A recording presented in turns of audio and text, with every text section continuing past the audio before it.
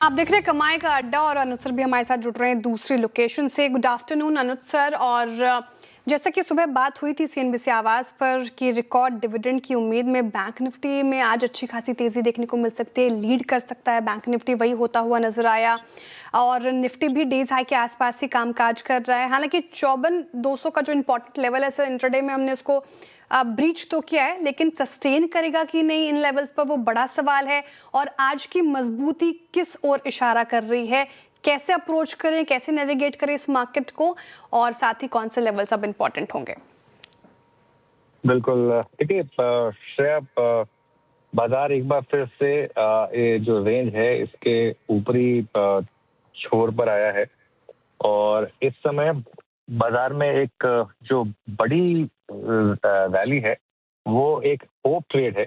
बहुत कुछ है मार्केट में इस वीकेंड से पहले कि काफी कुछ चीजें हो सकती हैं और जिनका केंद्रीय बिंदु जो है वो एक बैंक निफ्टी ही रहने वाला है। सुबह हमने बात की थी कि वीकेंड से पहले शायद शॉर्ट कटेंगे और वीकेंड पर एक बड़ी खबर दिल्ली से भी आ सकती है। प्लस जो डिविडेंड है आरबीआई का, वो डिविडेंड उससे पहले शायद एक बड़ा मूव पॉसिबल था। ये मार्केट के लिए एक बड़ा ट्रिगर होगा क्योंकि एक रिकॉर्ड डिविडेंड हम एक्सपेक्ट कर रहे हैं और कहीं ना कहीं दिल्ली से भी बहुत। लेकिन देखिए, मैं उस खबर पर जाना नहीं चाहता हूँ क्योंकि अब खबर क्या है कि हर कोई इस बारे में बात कर रहा है, लेकिन जब तक कुछ ऑफिशियल ना आए तब तक कयास लगाना थोड़ा सा मुश्किल है और हमें करना भी नहीं चाहिए। लेकिन कहीं ना कहीं एक पॉजिटिविटी की बात चल रही है कि दिल्ली से कुछ पॉजिटिव खबरें आएंगी शायद, और इस वजह से मार्केट में आपने एक इस तरीके की रैली देखी है। जैसा मैं कह रहा हूँ कि इस समय कहना मुश्किल होगा कि क्या आ सकता है, लेकिन एक एक्सपेक्टेशन तो है। तो आज अगर आप देखें तो लार्ज कैप शेयर्स पर थोड़ा सा ज़्यादा फोकस है और मिड कैप और स्मॉल कैप रिलेटिवली कम चले हैं अगर आप देखेंगे तो। और बैंक निफ्टी ने शायद होपफुली 52,800 पर एक डबल बॉटम बनाया हो, उसकी पॉसिबिलिटी रहेगी काफी हद तक। अब देखिए, जहां तक बात है इंडेक्स में, निफ्टी में अब 23,800 से 23,900 की श्रेया विरु एक बहुत बड़ी दीवार है, मेरा ये मानना है। और अगर ये दीवार टूटी तो फिर 24,000 24,200 यहाँ तक का भी रास्ता खुलेगा। लेकिन अभी ये कहना बहुत जल्दबाजी होगी क्योंकि मार्केट में पहले भी हमने इस तरीके के मूव्स देखे हैं जो फेल हुए हैं। तो 23,600 650 अब मार्केट का बेस है, जो पहले बेस 23,300 350 पर था, अब वो 23,600 650 तक आया है ऊपर आकर। और ये आपके लिए अब एक सॉर्ट ऑफ लक्ष्मण रेखा बन गई है। बैंक निफ्टी के लिए 54,200 क्रॉस करना और उसके ऊपर टिकना ये इंपॉर्टेंट होगा। देखते हैं कि इसके ऊपर हम जाकर इसके ऊपर टिक पाते हैं कि नहीं टिक पाते हैं। लेकिन अभी के लिए बैंक निफ्टी में अच्छी स्ट्रेंथ है और अगर 54,200 के ऊपर हम टिके तो मुझे लग रहा है कि 55,000 इसकी भी पॉसिबिलिटी रहेगी। ये कुल मिलाकर व्यू है। लेकिन आज मार्केट के लिए अच्छा दिन है, इसमें कोई डाउट नहीं है। और निफ्टी अब 23,800 और बैंक निफ्टी 54,200, ये एक रेंज है 23,800 से 850 निफ्टी पर और 54,200 बैंक निफ्टी पर, जिसका कि टूटना जरूरी है। तो देखते हैं ये टूटेगा या नहीं टूटेगा। बिल्कुल अनुज, ये रही बात आज इंट्राडे की। मतलब हमने अच्छा मूव देखा और आज कुछ इंडिकेटर्स भी हमारे फेवर में। Anuj, look at rupee dollar equation, look at crude at 104। हमारे दो पिलर्स रहे हैं। हम कभी कभी आईटी को पिक करते हैं, कभी फार्मा को पिक करते हैं, और कभी जिस दिन हमें क्रूड की राहत होती है, रुपए की राहत होती है, तो हम रेट सेंसिटिव्स को, एनबीएफसीज को, बैंक्स को चेस करते हैं। आप जिस खबर की एक्सपेक्टेशन या फिर पूरा बाजार कर रहा है अनुज, और ये जो की इंडिकेटर्स उनको देखते हैं, आपको लगता क्या है एक ट्रेडर को कैसे अलाइन रहना चाहिए अगले कुछ दिनों के लिए, स्पेशली रेट सेंसिटिव्स के साथ? देखिए वीरू, मेरा मानना बहुत सिंपल है। इस मार्केट में ना आप पोजीशन कोई भी कैरी अगर करें तो बहुत ध्यान से करें। और इसके लिए अगर आपने आज अच्छा पैसा बनाया तो भले ही चाहे तो प्रॉफिट बुक करके जाएं, क्योंकि मंडे को रिगार्डलेस ऑफ जो न्यूज आएगी, देखिए अब कोई ऐसी न्यूज आ गई जिससे एकदम ही अगर बैंक निफ्टी पे 500-600 पॉइंट का गैप अप हो गया तो फिर उसमें कुछ नहीं कर सकते आप। लेकिन आप उस उम्मीद में कोई पोजीशन कैरी करके नहीं लेके जा सकते, ये मैंने हमेशा बात कही है। और वैसे भी जो और ऑलमोस्ट हर कोई अब मार्केट में एक पॉजिटिव पोजीशनिंग के साथ ये उम्मीद ला के बैठा है कि कुछ बड़ा पॉजिटिव आ सकता है, तो उसमें डिसअपॉइंटमेंट का भी स्कोप रहता है। तो इसके लिए बेटर ये रहेगा कि आप इंडिविजुअल स्टॉक्स में फोकस करें। रेट सेंसिटिव के साथ दिक्कत ये है कि अभी भी ऑब्वियसली थोड़े से क्यू सुधरे हैं, ब्रेंट थोड़ा नीचे आया है, डॉलर रुपये में थोड़ा सा सुधार हुआ है, लेकिन जब तक बड़ा सुधार ना हो, एक बड़ी रैली का टिकना वो थोड़ा सा मुश्किल होगा। और मैं तो ये भी कहूँगा कि अगर मंडे को मार्केट में किसी न्यूज़ की वजह से अगर बड़ा गैप अप होगा, तो वो शायद एक प्रॉफिट बुकिंग का भी मौका होगा। तो इसके लिए अभी इस समय ना इस बाजार में एक अग्रेसिव वन वे का व्यू ना बनाए, और जिसे कहते हैं ना, as each day as it comes, उसको उस तरीके से आगे लेके जाओ बेसिकली। ओके। अच्छा, एक आखिरी सवाल सर मेरी तरफ से। आपने जैसा कि हमने डिक्सन स्पॉटलाइट में इसका जिक्र किया था, आज डिक्सन देखिए 3.5 पौने 4% की तेजी के साथ कामकाज कर रहा है। सर केन्स में भी अच्छे मूव है, एक बार केन्स भी रखिएगा स्क्रीन पर, 5.5% की तेजी। तो sir EMS as a space लगातार चर्चा हुई है सीएनबीसी आवाज पर, लेकिन क्या इस स्पेस को एज ए स्पेस ट्रीट करे पॉजिटिविटी के साथ, या फिर यहाँ पर भी स्टॉक स्पेसिफिक होने की जरूरत है? नहीं, बिल्कुल। देखिए, इस पूरी मार्केट में स्टॉक स्पेसिफिक होने की ज़रूरत है। कोई ऐसा सेक्टर जिसमें आप सेक्टर को ले सकते हैं इस समय। पूरी की पूरी मार्केट, आज हमारे शो में हरीश कृष्णन आए थे, वो भी यही बात आपको समझा रहे थे कि इस मार्केट में अभी आपको स्टॉक स्पेसिफिक रहना है, क्योंकि ईएमएस स्पेस में भी अगर आप देखें, सिर्फ डिक्सन ने अच्छा किया, बाकी ठीक है। केन्स आज चला, लेकिन कितना टूटा है केन्स, ये भी तो देखिए कितना टूट गया था केन्स। एम्बर चला, लेकिन एम्बर पहले कितना टूटा चलने से पहले। पीजी इलेक्ट्रोप्लास्ट आज चला, लेकिन चलने से पहले कितना टूटा। तो थोड़ा सा आपको फोकस जो है वो स्टॉक स्पेसिफिक रखना होगा। और ये सिर्फ ईएमएस स्पेस के लिए नहीं, ये पूरी की पूरी मार्केट के लिए एप्लीकेबल होगा। ओके, पूरे मार्केट में आप स्टॉक स्पेसिफिक अप्रोच ढूंढे। बहुत शुक्रिया सर राय बताने के लिए मार्केट पर, और लेवल्स इंपॉर्टेंट हमें बताने के लिए। वैसे ही अप्रोच करेंगे इस मार्केट को। अच्छा, अब आगे बढ़ते हैं और एफएनओ काउंटर्स कुछ डिस्कस कर लेते हैं वीरेंद्र जी से, जहां पर अच्छे मूव्स रहे हैं। वीरेंद्र जी, आज तो स्टॉक स्पेसिफिक एक्शन था मार्केट में, कौन कौन से स्टॉक्स अभी आपको टेक्निकल पर्सपेक्टिव से अच्छे नजर आ रहे हैं? शायद बहुत सारी, अगर आप देखिए स्किप्स अच्छा कर रही है। मैं एक पहला स्टॉक, देखिए पहला होता है, मतलब पहली स्किप में वो पकड़ूंगा जो कि लोअर ट्रेजेक्टरी से रिवर्सल दे रही है।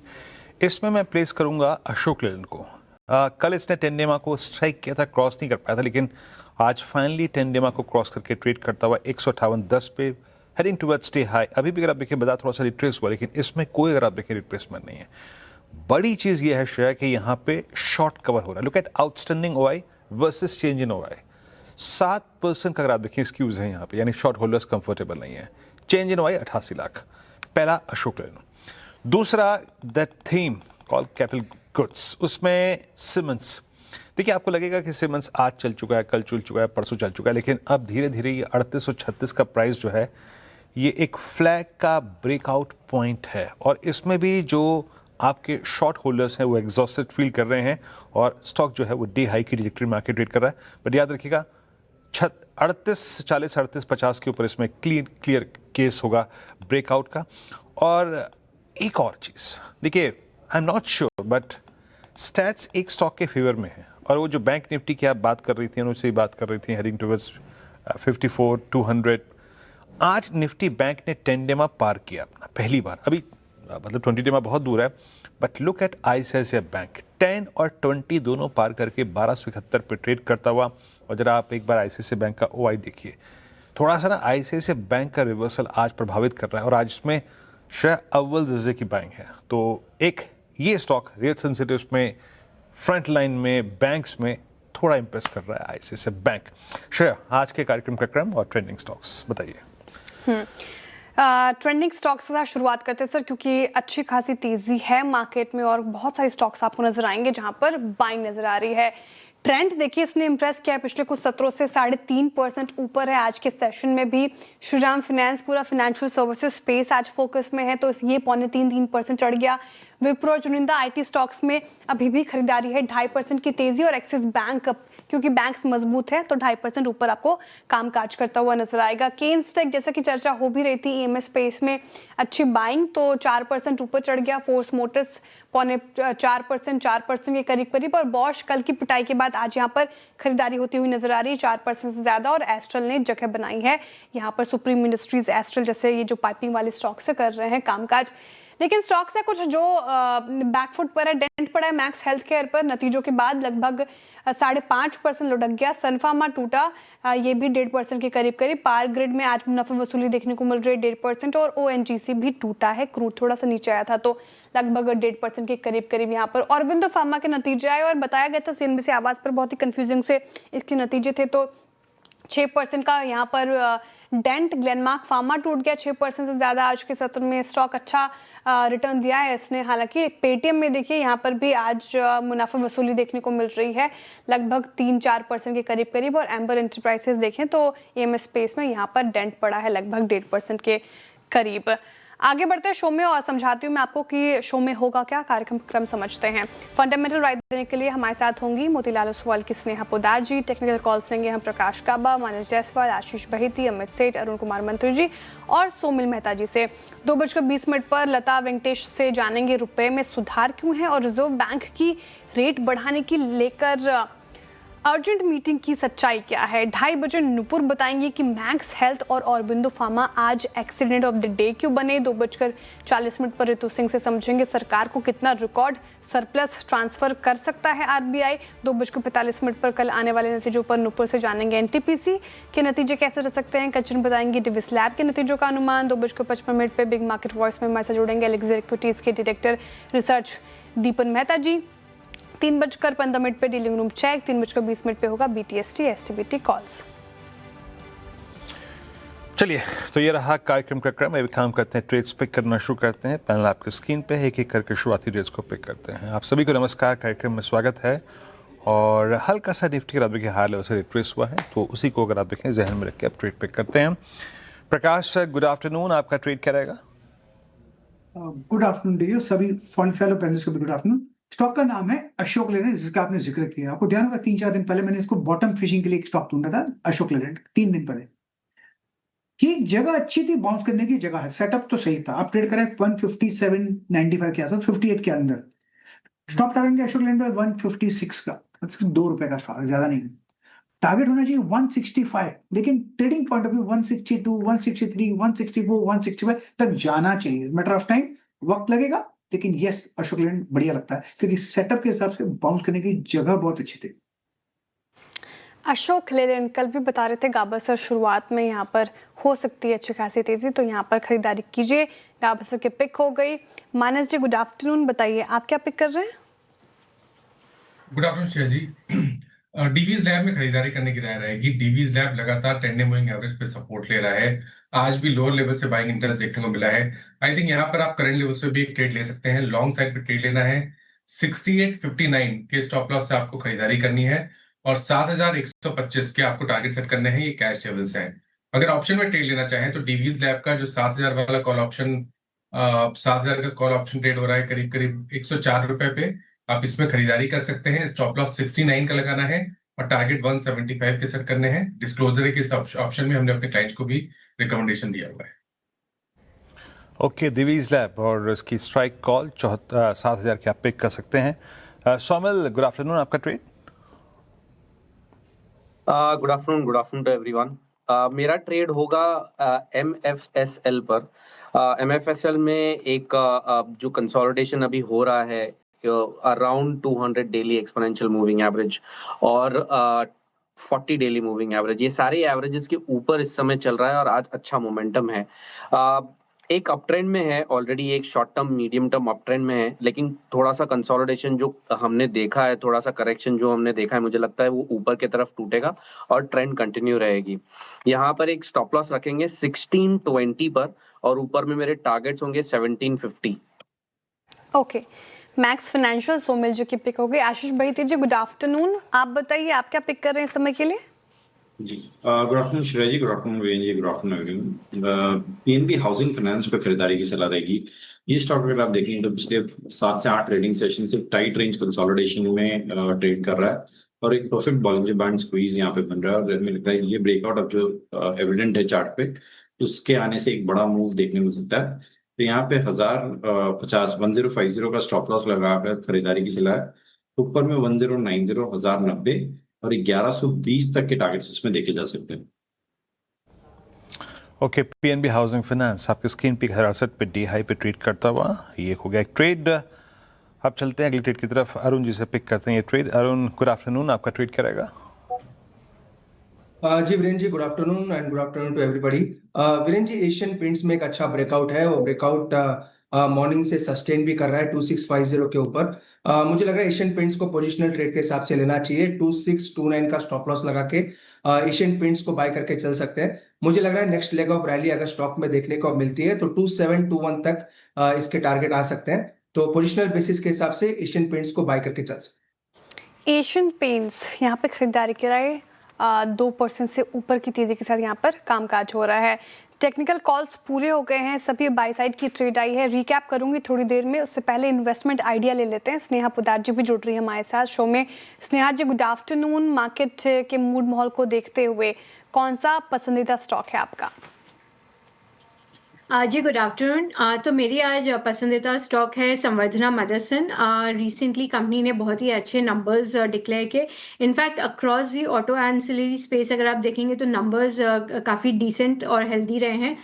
तो संवर्धना की बात करें तो नंबर्स हेल्दी थे, जहाँ पे हमने पैट ग्रोथ 50% प्लस देखा और साथ ही में मार्जिन एक्सपेंशन भी देखा बाय 200 बिप्स टू 11%। और कंपनी की जो ओवरऑल ग्रोथ विजिबिलिटी है आगे आने वाले समय के लिए काफ़ी रोबस्ट है, बिकॉज इनकी जो पाइपलाइन है वो हेल्दी है, प्लस मल्टीपल जो ग्रीनफील्ड प्रोजेक्ट्स हैं इनके अक्रॉस दी ग्लोब, तो वो एक अच्छा शेप ले रहे हैं।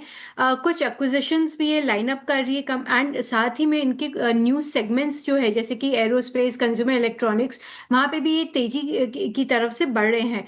इन्होंने अपनी जो ओवरऑल 5 ईयर की जो रोड मैप है इसमें उन्होंने अपने रेवेन्यू एस्पिरेशन को इंक्रीज करके 108 बिलियन यूएसडी का टारगेट रखा है। एंड वो कॉन्फिडेंस इसके लिए आता है क्योंकि इनकी ऑर्डर बुक रोबस्ट है, प्लस ईवी ट्रांजिशन से ये बेनिफिट करेंगे, प्रीमियमाइजेशन ओवरऑल ट्रेंड से बेनिफिट करेंगे, एंड मार्जिन भी यहाँ पे सस्टेन होता हुआ दिखाई दे रहा है। सो इन सबको नजर रखते हुए मैं सजेस्ट करूंगी विद टारगेट प्राइस ऑफ 160, जो कि आपको यहाँ से डिसेंट अराउंड 20% की अपसाइड देती है। संवर्धना मदरसन नतीजे काफी अच्छे थे और रिएक्शन देखिए स्ट्रीट ने दिया था उस दिन। आज थोड़ा मुनाफा वसूली का शिकार हुआ है, लेकिन ब्रोकरेजेस भी बुलिश हैं। स्नेहा जी की पिक भी आ गई है, ये खरीदारी की राय इन स्तरों पर। सारे कॉल्स ले लिए हमने। एक रिकैप, टारगेट और स्टॉप लॉस रिविजिट करते हैं। गावस्कर ने अशोक लेलैंड चुना है। यहाँ पर तेजी है आज के सेशन में। 165 के टारगेट के लिए चेज कीजिए, 156 का स्टॉप लॉस लगाइए। मानस जी कह रहे हैं कि दिविस लैब यहाँ पर नतीजों से पहले एक एक्शन देखने को मिल रहा है। निचले स्रोत से रिकवरी है। 7150 का टारगेट है, 6859 का स्टॉप लॉस लगाइए। सोमिल जी मैक्स फाइनेंशियल के साथ जा रहे हैं, अच्छी स्ट्रेंथ इस पर्टिकुलर काउंटर में। खरीदारी की राय 1750 का टारगेट है, 1620 का स्टॉप लॉस। आशीष बैती जी ने पीएनबी हाउसिंग फाइनेंस चुना है। यहाँ पर भी स्ट्रेंथ है तो स्ट्रेंथ के साथ ही जाएंगे। 1090 1120 का टारगेट है, 1050 का स्टॉप लॉस लगाने की बात कही है उन्होंने। अरुण जी एशियन पेंट्स चुन रहे हैं और यहाँ पर देखिए नतीजे काफी लेट आएंगे इस बार एशियन पेंट्स के, लेकिन मोमेंटम में है ये स्टॉक। 2721 का टारगेट है, 2629 का स्टॉप लॉस लगाना है। और आखिर में स्नेहा जी ने संवर्धना मदरसन चुना है इन्वेस्टमेंट आइडिया के लिए, जहां पर स्ट्रेंथ है, नतीजे काफी अच्छे थे, ब्रोकरेजेस भी बुलिश हैं, तो ये पर्टिकुलर काउंटर भी आपके रिडार पर रहेगा। ओके, आगे बढ़ते हैं। और सबसे इंपॉर्टेंट चीज़ जो सभी के लिए इंपॉर्टेंट है, मार्केट के लिए इंपॉर्टेंट है, भारत की आर्थिक स्थिति के लिए इंपॉर्टेंट है, रुपया।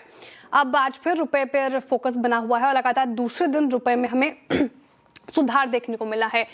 एशियन मार्केट्स में रुपया सबसे ज्यादा सुधरने वाली करेंसी है अभी, और रुपए में क्या दिखा है सुधार, कैसे दिखा है इनफैक्ट, और ये कितना टिकाऊ है, ये समझते हैं लता मैम से। लता मैम गुड आफ्टरनून। और रुपये में हम दूसरे दिन देख रहे हैं ये मजबूती कितनी टिकाऊ लग रही है, कारण क्या है और क्या लग रहा है आपको आगे रुपए में क्या ट्रैजेक्टरी होगी? ओके, मैं पहले नंबर्स बता दूं। डॉलर अभी 96 रुपीज़ भी नहीं है, उससे भी सस्ता है, 90 पैसे में मिल रहा है। और ये आज के तारीख में 0.3% का गेन है, लेकिन अगर आप वेडनेसडे के लो से देखेंगे 96 से कंपेयर करेंगे तो ये फुल 1% रिकवरी है रुपी में इन टर्म्स ऑफ लॉसेस। अब कारण क्या है? पहले तो क्रूड प्राइस 110 के ऊपर चल रहा था, अभी वो 104 105 पे आ गया, वही एक पॉजिटिव हो गया। सेकेंड बात ये है कि डीलर्स कह रहे हैं कि बहुत सारे फॉरेन फंड्स और पंटर्स जो एनडीएफ मार्केट में रुपये को शॉर्ट कर रहे थे, वो हाल ही में दो चार दिन में शॉर्ट नहीं कर रहे हैं। और वो भी ओवरनाइट, जब खबर आया था कि ईरान का सुप्रीम लीडर ने बोला कि हम यूरेनियम को हमारे देश से बाहर आने नहीं देंगे, फिर उन्होंने डिनाई भी किया, लेकिन वो टाइम तो एकदम नेगेटिव था। सबको लगा कि रुपये को और शॉर्ट करेंगे, तभी भी रुपी का शॉर्ट नहीं था। तो एनडीएफ मार्केट में clearly traders have stopped shorting in the last 2 और 3 डेज, और ये टेलविंड को लेकर रिजर्व बैंक भी आज थोड़ा डॉलर सप्लाई किया। ये सब इकट्ठा होकर फैक्टर्स हो गया कि रुपी में स्ट्रेंथ आ गया। बट सबसे इंपॉर्टेंट फैक्टर भी हमको याद रखना है कि मॉनेटरी पॉलिसी स्टेटमेंट आ रहा है जून 5 को, 2 फ्राइडे, नेक्स्ट फ्राइडे, और उम्मीद है कि कुछ तो डॉलर फ्लोज इंप्रूव करने के लिए स्टेप्स आ सकते हैं। ये सारे कारण को इकट्ठा करके आप हम ये कह सकते हैं कि rupee is finding some kind of feet now. चलिए मैम, आपने एक खुशखबरी तो दी एटलीस्ट हमें थोड़ा सा कि एनडीएफ में शॉर्टिंग नहीं है। Yes, that's very big. हाँ, ये एक मेजर रिलीफ है। तो बाजार क्या सेंस करने की कोशिश कर रहा है कि geopolitics is at least for the timing settling out? लग रहा है ऐसा कुछ मैम उनके? देखिए, ये बाजार ऑल्सो इज ओनली सेंसिंग कि जियोपॉलिटिक्स शायद है। ये लास्ट वर्ड न, मार्केट में ऐसा कोई नहीं है कि जो इसको आउट गेस कर सके। It all depends on what Iran does and what president Trump does. और ये I don't think the market is capable of गेसिंग दिस। एवरीबडी इज वेटिंग कि कहीं ना कहीं वॉर वियरी हो जाएंगे दोनों।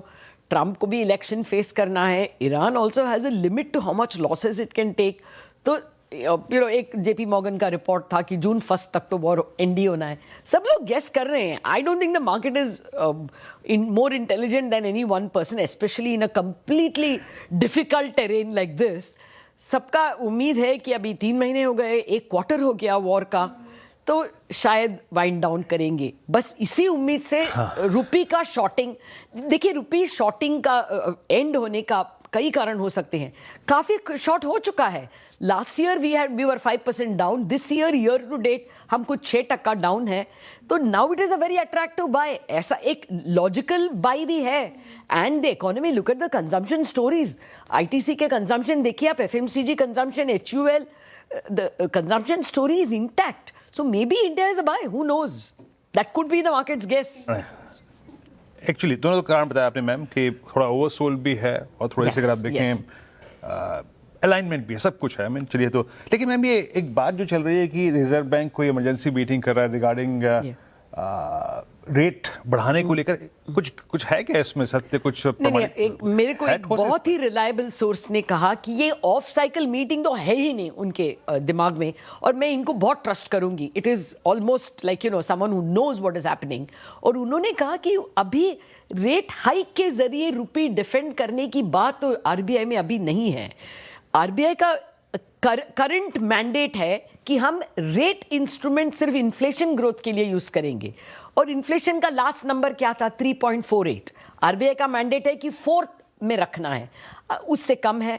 और अगर आप 1 ईयर फॉरवर्ड देखेंगे, रिजर्व बैंक का फोरकास्ट है 4.6। इतना खराब तो नहीं है, 4% के इर्द गिर्द में ही है। आरबीआई के सिनारियो बिल्डिंग्स आप देखेंगे, उनका रिपोर्ट आया है, एमपीआर रिपोर्ट कहते हैं, मॉनेटरी पॉलिसी रिपोर्ट। उसमें भी अगर क्रूड का एवरेज $95 रहा ये पूरा year, then they see inflation at 5%। Even that is not a very ugly number. 4% ±2% का रेंज में ही आ रहा है। इसीलिए, और आरबीआई गवर्नर भी जब आईएमएफ में इंटरवीन किए मई 18 कब है? 4 दिन पहले। वहां पर भी उन्होंने यही कहा कि हम फर्स्ट लेवल के इन्फ्लेशन पे हम रिएक्ट नहीं करते, specially when it is a supply led. अभी ऑयल नहीं आ रहा है इसलिए प्राइस हाई है, ये नहीं कि इंडिया में डिमांड बढ़ गया। It is not a demand led, it is supply led. और only if this rise in petrol prices के जरिए के वजह से वेजेस बढ़ गए, इसलिए बाकी के चीजें भी बढ़ गए। Only then when the second round impact comes we will think of rate hike or tightening, ऐसे गवर्नर ने खुद कहा। तो ये मेरा सोच कह रहा है कि if you look at all this in place, तो ये रेट हाइक की बात कहाँ से आई? was the point he said. ठीक है मैम, आपने बहुत सही तरीके से क्लेरिफाई कर भी दिया। मतलब इस विकल्प को आप तभी चुनेंगे जब आप इन्फ्लेशन आपकी ट्रैजेक्टरी से बाहर हो, है ना, कंफर्टेबल ट्रैजेक्टरी से। yes. और किसी सर्कमस्टेंसेस में नहीं। That's good. बहुत बहुत शुक्रिया मैम इस चर्चा के लिए। और अगर आप देखें सारी महत्वपूर्ण बातें क्लेरिफाई करने के लिए यहाँ पर। मीनवाइल अंतिम निचोड़ तो यही है जनाब कि रुपया संभला है, बहुत दिनों बाद ये संभला है तो अच्छा महसूस भी हो रहा है। मीनवाइल जितना ये संभला टुवर्ड्स क्लोज निफ्टी उतना ही रिट्रेस हो रहा है। अब हम करीब करीब 23,760 की ट्रैजेक्टरी में आ चुके हैं। अच्छा स्नेहा, आप लोगों ने इस वक्त इस पूरे दौर में जब रुपया कमज़ोर था, निफ्टी आईटी और आईटी स्टॉक्स को कैसे हैंडल किया? उस वक्त आपके पास एक टेल विंड थी, एक स्विंग आ रहा था, आईटी ने एक मूव दिया, हमारे डाउनसाइड को रिस्ट्रिक्ट किया, हमें 23,390 की ट्रैजेक्टरी से लाके यहाँ पे खड़ा करने के लिए 23,800 पे निफ्टी आईटी ने एक अहम किरदार निभाया। आईटी को आप लोगों ने टेक्निकली कैसे प्ले किया इस वक्त? वीरेंद्र जी, आईटी को हमने बहुत ही मैंने टेक्निकल पॉइंट ऑफ व्यू से ही थोड़ा प्ले किया है। फंडामेंटली हम अभी भी इस सेक्टर को अवॉइड ही बोल रहे हैं, क्योंकि दो इसमें हमने बाउंस अच्छा खासा बाउंस देखने को मिला है, बट स्टिल स्ट्रक्चरली अभी भी सेक्टर में काफ़ी वीकनेस है एंड हम अपने इन्वेस्टर्स को इस सेक्टर से दूर रहने की ही सलाह दे रहे हैं।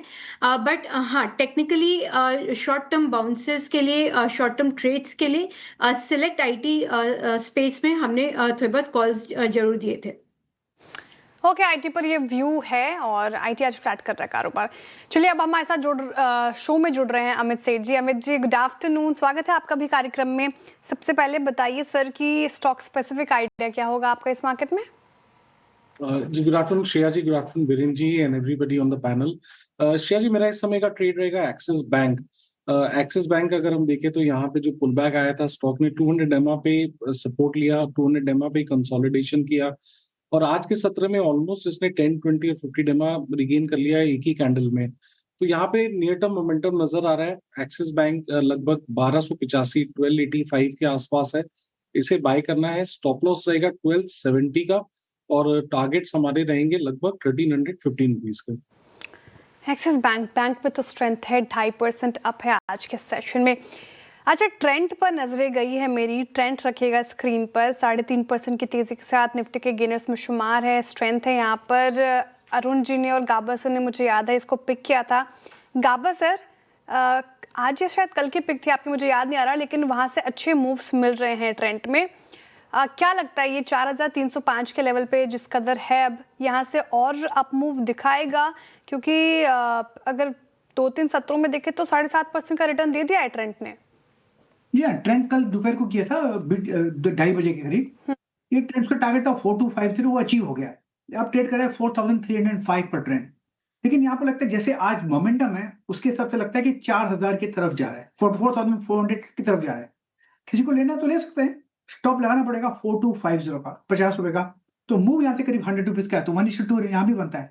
लेकिन ये spread trade, spill over trade next week के लिए बन सकता है ट्रेंड। ओके, ट्रेंड एक अच्छे क्लोज की तरफ बढ़ रहा है, मतलब टुवर्ड्स क्लोजिंग, मतलब ये इसके पैटर्न अच्छे हैं, करीब करीब 4302 पे आके, और धीरे धीरे मतलब आप समझिएगा कि मात्र 21 अप्रैल से अब तक कितना 22 मई हो गई, एक महीने की अवधि में थर्ड टाइम ये 200 डेमा को स्ट्राइक करता हुआ। That's good. आपकी स्क्रीन पे और कुछ चीज़ें हैं जो अच्छा कर रही हैं। देखिए, स्टॉक स्पेसिफिक एक्शन अगर आप देखें तो एक बार जरा प्लीज़ स्क्रीन पे लेके आइएगा।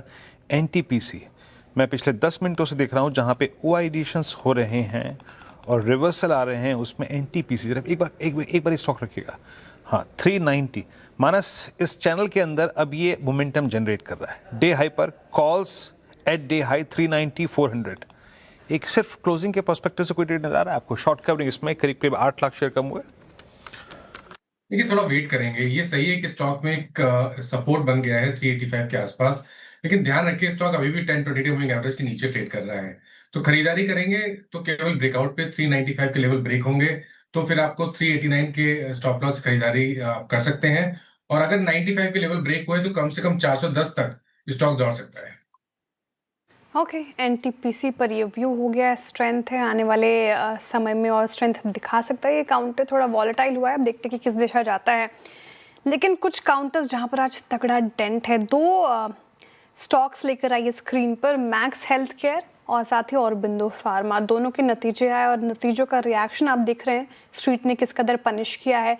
6% से ज़्यादा औरबिंदो फार्मा लुढ़का और मैक्स हेल्थ तो 7% के करीब करीब टूट चुका है अभी तक इस सेशन में।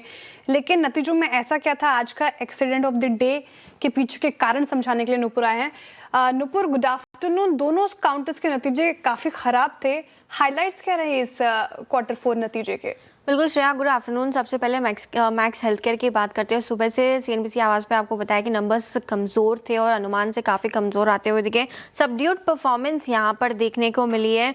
रेवेन्यू में मात्र 9% की बढ़ोतरी देखने को मिली। 14% की रेवेन्यू ग्रोथ का अनुमान था। कामकाजी लेवल पे मुनाफा देखे तो 8% की ग्रोथ आती हुई नजर आई है यहाँ पर भी। और मार्जिन 27% से घट के 26% के आसपास आते हुए दिखे।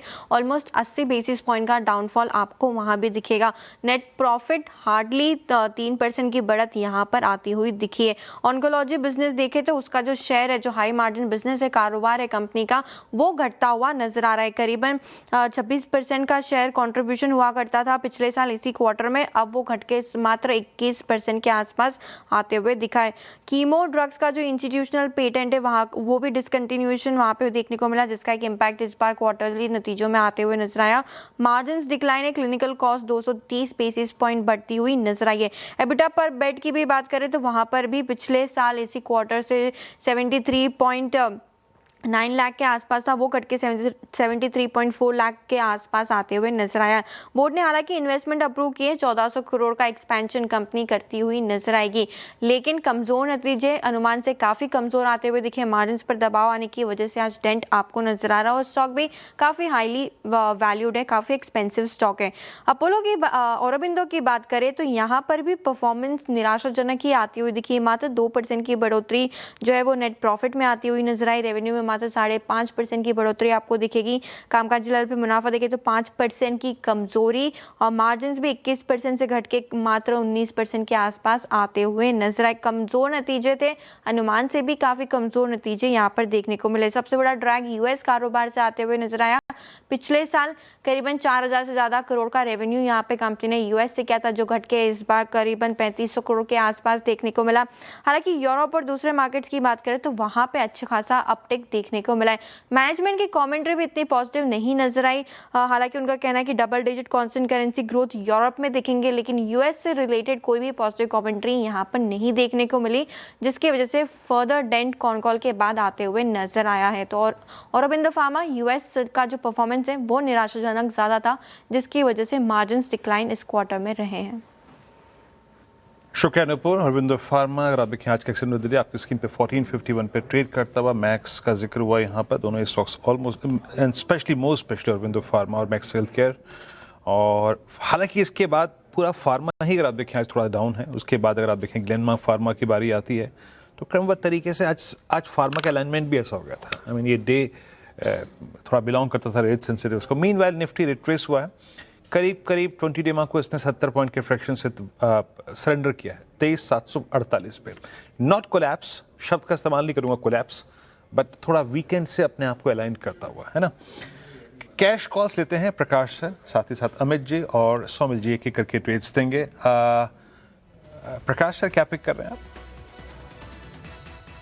मेरे ध्यान में एक स्टॉक है, वो है I think Lloyds metal. Aggressive call है, ट्रेड कर रहा है 1730 पर लॉयड्स मेटल, और इस पर स्टॉप लगाएंगे 1713 का, कुछ ज्यादा नहीं है।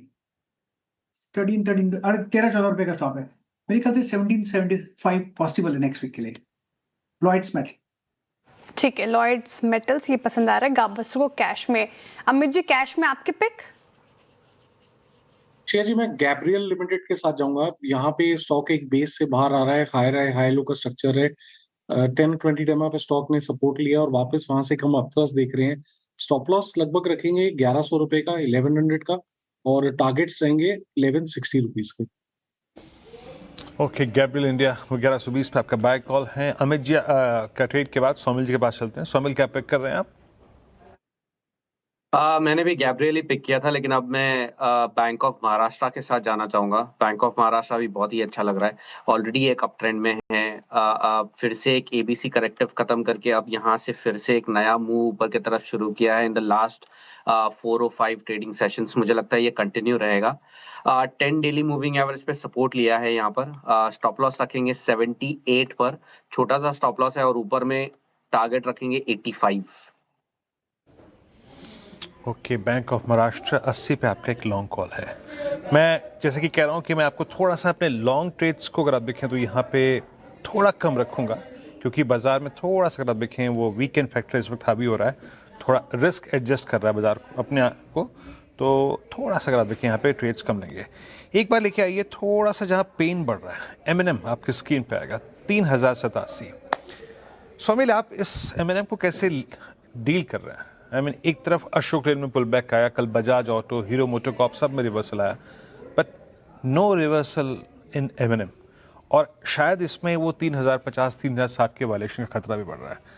आप कैसे ट्रीट कर रहे हैं इस वक्त M&M को? I think Veeru, M&M and Maruti दोनों ही एक डाउन ट्रेंड में है और एक अपवर्ड स्लोपिंग ट्रेंड लाइन दोनों में नीचे की तरफ टूटी है। दोनों ही स्टॉक 20 और 40 डेली मूविंग एवरेज के नीचे चल रहे हैं और मुझे लगता है कि इसे नेगेटिव साइड पे ट्रेड करना चाहिए in the very short term. Medium term में अभी भी मुझे स्ट्रक्चर खराब नहीं लग रहा है, लेकिन in the very short term अगर M&M की बात करें, आई वुड गो शॉर्ट। ऊपर में एक स्टॉप लॉस रखेंगे अराउंड 3200 के आसपास, थोड़ा सा बड़ा सा स्टॉप लॉस है, लेकिन टारगेट्स जो प्रीवियस स्विंग लोज हैं वही टारगेट्स रहेंगे, दैट इज अराउंड 2900। ओके, ये व्यू महिंद्रा इन महिंद्रा पर थोड़ा सा यहाँ पर देखें तो ऊपरी स्रोत से फिसला है, डेज लो के आसपास कामकाज करता हुआ। निफ्टी ऊपरी स्रोत से इसने अपनी बढ़त गंवाई है और बहुत सारे काउंटर्स है जहाँ पर प्रेशर बन रहा है इनफैक्ट। और आज देख रही थी मैक्स हेल्थ और औरोबिंदो की, तो हमने बात की थोड़ी देर पहले, लेकिन एक बार लेकर आइए ग्लेनमार्क फार्मा, और इस फार्मा स्पेस में आज थोड़ी मुनाफा वसूली है। लेकिन अमित जी, ग्लेनमार्क फार्मा अपने आपके रडार पर रहा है हमेशा ये, और इसने 6 महीने का चार्ट रखिएगा ग्लेनमार्क फार्मा का, 24% के करीब रिटर्न्स दिए हैं ग्लेनमार्क फार्मा ने। आज मुनाफा वसूली का शिकार हुआ है, 5% का डेंट इस पर। क्या लगता है, ये मौका है ऐड करने का, या फिर कुछ टेक्निकली चार्ट्स पर संकेत आ रहे हैं जी, या फिर यहाँ पर और गिरावट बढ़ेगी? आपका क्या मानना है? जी श्रेया जी, आज का प्राइस एक्शन काफी नेगेटिव है, काफी लार्ज यहाँ पे एक बेरिश बार बना है और वॉल्यूम्स भी ऑन द हायर साइड है। ये अलग बात है कि 50 डेमा से थोड़ा सा इसने पुल बैक जरूर दिखाया है। 2250 इसका एक अहम सपोर्ट लेवल है, 50 डेमा जहाँ पे लगभग आता है, अगर वो टूटेगा तो दिक्कतें बढ़ सकती हैं। तो अगर किसी की पोजीशन अभी भी है तो एक स्ट्रिक्ट स्टॉप लॉस 2250 पे लगा के रखें, लेकिन फ्रेश लॉन्ग पोजीशन यहाँ पे अभी नहीं बनानी है। फ्रेश लॉन्ग क्रिएट नहीं करना है यहाँ पे ग्लेनमार्क फार्मा। इस बीच अगर आप देखें तो बैंकों में जो चीज़ें कोलैप्स हुई हैं उसमें कोटक महिंद्रा बैंक ने थोड़ा सा, अगर आप देखें, अपने आप को रिट्रेस किया। एक बार कोटक रखिएगा। और एक और चीज़, परसों के रिट्रेसमेंट में जिसने अपना किरदार निभाया था रिलायंस अगर आप देखें हायर लेवल से थोड़ा टूटा है। असल में रिलायंस ने अपने इंट्राडे गेंस को सरेंडर किया ना, वही एक कारण था कि हम हायर लेवल से रिट्रेस हुए हैं versus intraday high of I think 1368, Reliance करीब 1357 पे आई है। तो थोड़ा सा अगर आप देखें वही फैक्टर है, आई मीन अपने इंट्राडे गेंस को लोग थोड़ा कैश में कन्वर्ट कर रहे हैं, यही एक रीज़न है। रिलायंस का आज इंट्राडे हाई रहा था करीब 20 डेमा, तो वहाँ से ये रिट्रेस हुआ। और चीज़ें अगर आप देखें तो अभी मैं रिलायंस को टेक चेक नहीं लूँगा, further no shorting no long, ऐसा कोई मैं व्यू नहीं ले रहा हूँ। एक बार लेके आइएगा आप इसके बाद जरा ICICI बैंक।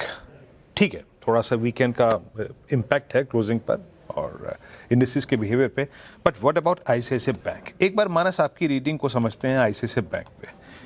क्या एक बड़ा टाइम स्पेंड करने के बाद पूरे mid half of this may, initial part of May, ICICI bank आपको कुछ बॉटम के संकेत दे रहा है क्या? ये मैं डे प्रोस्पेक्टिव से बात नहीं कर रहा हूँ, स्विंग प्रोस्पेक्टिव से हफ्ते 2 हफ्ते की बात कर रहा हूँ। देखिए, केवल एक बाउंड बैक के लिए आप प्ले कर सकते हैं, क्योंकि स्टॉक ने बॉटम बनाया है 1225 के आसपास, 10 डे 22 मूविंग एवरेज को रिगेन किया है। तो जो क्रैक था 1400 रुपए से, उसको रिट्रेस कर सकता है। तो अगर इस स्विंग के टारगेट सेट करने हो तो वो 1300 से लेकर 1310 की रेंज में रहेंगे, और अगर एक ट्रेड लेना हो तो वो पोजिशन ट्रेड होगा। करंट लेवल्स पे आप अगर खरीदारी कर रहे हैं तो आपके स्टॉप लॉस 1240 के नीचे रहेंगे। 1240 के नीचे का स्टॉप लॉस लगाकर आप इसे होल्ड कर सकते हैं। ठीक है, ये बात हो गई ICICI बैंक की। अब वक्त थोड़ा धमाकेदार ऑप्शंस का भी स्टिंग प्ले कीजिए, और ऑप्शंस लेंगे हम मानस जी से, आशीष बहिती जी से और अरुण कुमार मंत्री जी से। तो मानस जी, आप ही बता दीजिए फिर ऑप्शंस के लिए कौन सा काउंटर? देखिए, एशियन पेंट्स पे क्योंकि काफी स्ट्रॉन्ग स्ट्रक्चर है और स्टॉक तैयार है एक फ्रेश ब्रेकआउट के लिए, तो एशियन पेंट्स पे अभी भी एक ट्रेड लिया जा सकता है। 2660 वाला कॉल ऑप्शन एशियन पेंट्स का, वहां पर आप खरीदारी कर सकते हैं। करीब 19 रुपए 45 पैसे के आसपास कॉल ऑप्शन ट्रेड हो रहा है। इसमें आपको स्टॉप लॉस 9 रुपए के नीचे लगाना है और टारगेट आपको 40 रुपए के सेट करने हैं। ओके, ये बात हो गई एशियन पेंट्स की। आशीष बहती जी, आपका ट्रेड ऑप्शंस में? जी वीरेंद्र जी, एबी कैपिटल में मोमेंटम स्ट्रांग बना हुआ है और इसे ऑप्शन के थ्रू चेज करने की सलाह रहेगी। थोड़ी सी out of the money call है 370 की जून मंथ की, उसमें खरीदारी करने की सलाह है। 10 रुपए पे ट्रेड कर रही है। इसमें जो स्टॉप लॉस मेंटेन करना है वो 7 रुपए का एसएल मेंटेन करे। ऊपर में 15 और 18 तक के टारगेट्स भी इसमें देखे जा सकते हैं। आदित्य बिरला कैपिटल यहाँ पर ऑप्शंस में आशीष बेती जी की पिक हो गई। अरुण जी, ऑप्शंस में कौन सा काउंटर? श्रेया जी, बैंक निफ्टी और banking stock specifically private banks में अच्छा रिवर्सल है। मुझे लग रहा है बाइंग कंटिन्यू रहनी चाहिए मंडे के सेशन में भी। तो एक्सिस बैंक के साथ ही जाना चाहूंगा। 1300 का ब्रेकआउट मुझे लग रहा है ड्यू है और हो सकता है आने वाले दिन में देखने को मिले। तो 1300 के कॉल को बाई करने की सलाह है। 33-34 के आसपास चल रहा है। जून कॉन्ट्रैक्ट का बाई करना है। 29 का स्टॉप लॉस लगाए और 44 तक के टारगेट्स 1300 के कॉल में देखने को मिल सकते। ठीक है, अरुण जी की कॉल हो गई एक्सिस बैंक पे ऊपर। बैंक अच्छा मूव दिखा रहे हैं तो एक्सिस बैंक को रखे रडार पर। ठीक है, ऑप्शंस में हमने 3 काउंटर्स डिस्कस किए। एशियन पेंट्स अच्छा मूव है, आदित्य बिरला कैपिटल और एक्सिस बैंक। अच्छा, कुछ एफएमसीजी पैक के काउंटर्स देखते हैं। वीबीएल हमने बिग स्टॉक्स में ग्रीन में लिया था, वहां पर तो अच्छे मूव बने हुए हैं उस एग्रीमेंट के बाद, और 3.5% की तेजी वरुण बेवरेजेस में अभी भी है। लेकिन दूसरी ओर आईटीसी लेकर आइए। क्वार्टर 4 नतीजों के बाद कल हालांकि क्लोजिंग में एकदम नतीजों के बाद ये उछला था, डेज हाई पर क्लोज हुआ था, लेकिन आज देखिए मुनाफा वसूली का शिकार हुआ है लगभग 0.2%। स्नेहा जी, आईटीसी पर आपका हाउस व्यू क्या है? क्योंकि रिपोर्ट्स देख रही थी मैं सुबह और ब्रोकरेज की तरफ से ये कहा गया है कि क्वार्टर 4 को आप कंपेयर नहीं कर सकते क्वार्टर 3 के साथ, क्योंकि बीच में प्राइस हाइक हुआ था। किस दिशा जा रहा है आईटीसी, क्या व्यू बन रहा है? देखिए, आईटीसी पे पॉजिटिव व्यू ही बन रहा है बिकॉज इनकी जो सिगरेट बिजनेस है 2 कंपेयर नहीं कर सकते। बट अगर हम स्टैंडलोन बेसिस पे भी देखें तो सिगरेट बिजनेस एक डिसेंट परफॉर्मेंस दी है। बट मेन इनकी जो हाईलाइट थी वो एफएमसीजी सेगमेंट थी, जहाँ पे सेल्स ग्रोथ हमने 15% देखा है एंड वो अच्छी रिकवरी रही है ओवरऑल सेकेंड हाफ में across the FMCG counters. In fact जो एबिट मार्जिन है वहाँ पे हमने अच्छा 200 बिप्स का एक्सपेंशन देखा है। सो इन्होंने कुछ प्राइस हाइक्स लिए हैं क्योंकि इनपुट कॉस्ट जिसके थ्रू इनपुट कॉस्ट इन्होंने पास ऑन किया है। सो एफएमसीजी काउंटर मेरे लिए एक इनका स्टैंड आउट सेगमेंट था इसमें। बट ओवरऑल अगर हम केवल सिगरेट बिजनेस की भी बात करें तो डिसेंट परफॉर्मेंस है, जहाँ पे 30% रेवेन्यू ग्रोथ है। फॉरगेट हम है ना कहते कंपैरिजन नहीं भी करें, बट हमने हमारे खुद के एस्टिमेट से कहीं बेटर रहा है इनका performance in terms of revenue and जो एबिट है वहाँ पे भी हमने हमारे एस्टिमेट से बेटर नंबर्स देखे हैं। तो मेरे लिए आईटीसी की रीडिंग काफ़ी बेटर है। आज थोड़ा सा हमने प्रॉफिट बुकिंग जरूर देखा है, बट स्टिल ये अगर लॉन्ग रनवे की बात करें तो आईटीसी डिसेंट नंबर्स है एंड इनकी कॉन कॉल से और हमें डिटेल्स मिल जाएंगे। But still long term potential काफ़ी स्ट्रॉन्ग नज़र आ रहा है। ओके, आईटीसी पे स्नेहा जी का ठीक था। अच्छा स्नेहा जी, आपसे एक और प्रश्न करूंगा मैं। एक बार जरा एशियन पेंट्स लेके आइएगा। एशियन पेंट्स की लगभग 2 महीने की प्राइस परफॉर्मेंस और जरा क्रूड का भी लंबा चार्ट रखिएगा। एशियन पेंट्स का लास्ट रिपोर्टेड नंबर्स के बाद बहुत बुरा हाल हुआ था। स्टॉक मेरे ख्याल से 2900 से क्रैक होकर ऑलमोस्ट अप्रैल 6 के आसपास 2138 पे था, है ना स्नेहा जी? इसने 6 अप्रैल से 2130 के भाव से 2655 तक का सफर तय किया। और आप ये सोचिए कि ये पूरा का पूरा मूव तब आया है जब हम वॉर जोन में थे, है ना, जब क्रूड आपका 60 का 126 तक होके आया। ये जो प्राइस परफॉर्मेंस रही against all odds Asian paints की, ये क्यों थी? इसके पीछे कारण क्या है? 29 मेरे ख्याल से मई को इनके नंबर्स भी आने हैं।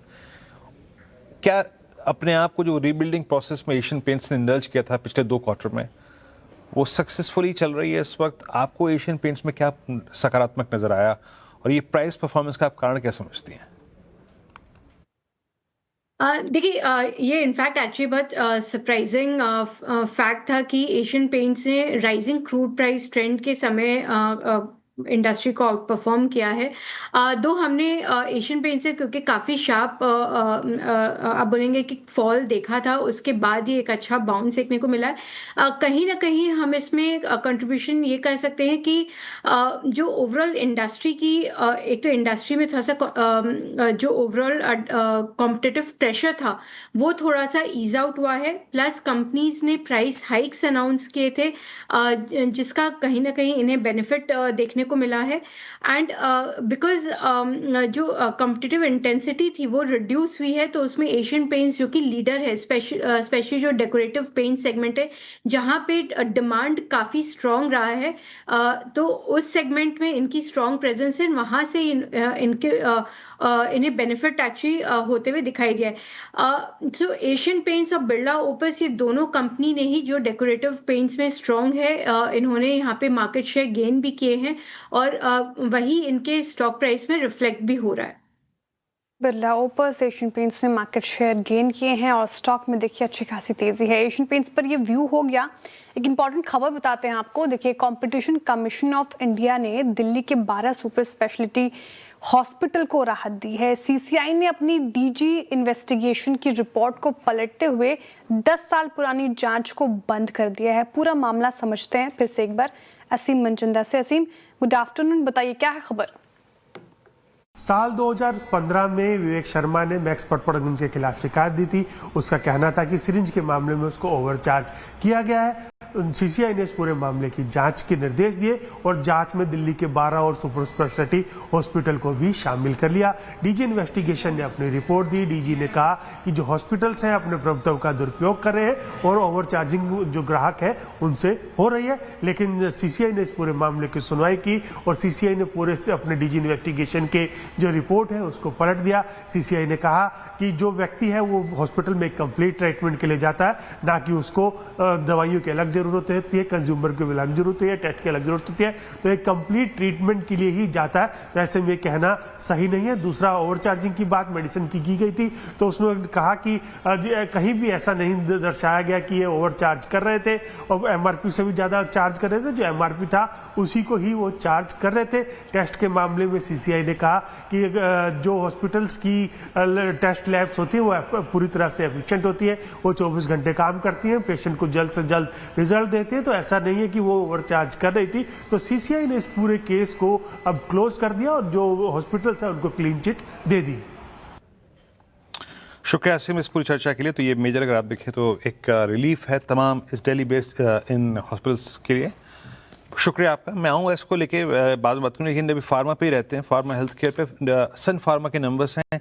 मैं ये कह सकता हूँ कि प्राइमा फेस अगर आप इन नंबर्स को देखें on all ground, whether its top line, bottom line, EBITDA, margins, her front पे ये नंबर्स जो हैं अभी स्ट्रीट के एक्सपेक्टेशन से, हमारी एक्सपेक्टेशन से, रिसर्च टीम के एक्सपेक्टेशन से कहीं कहीं नीचे हैं।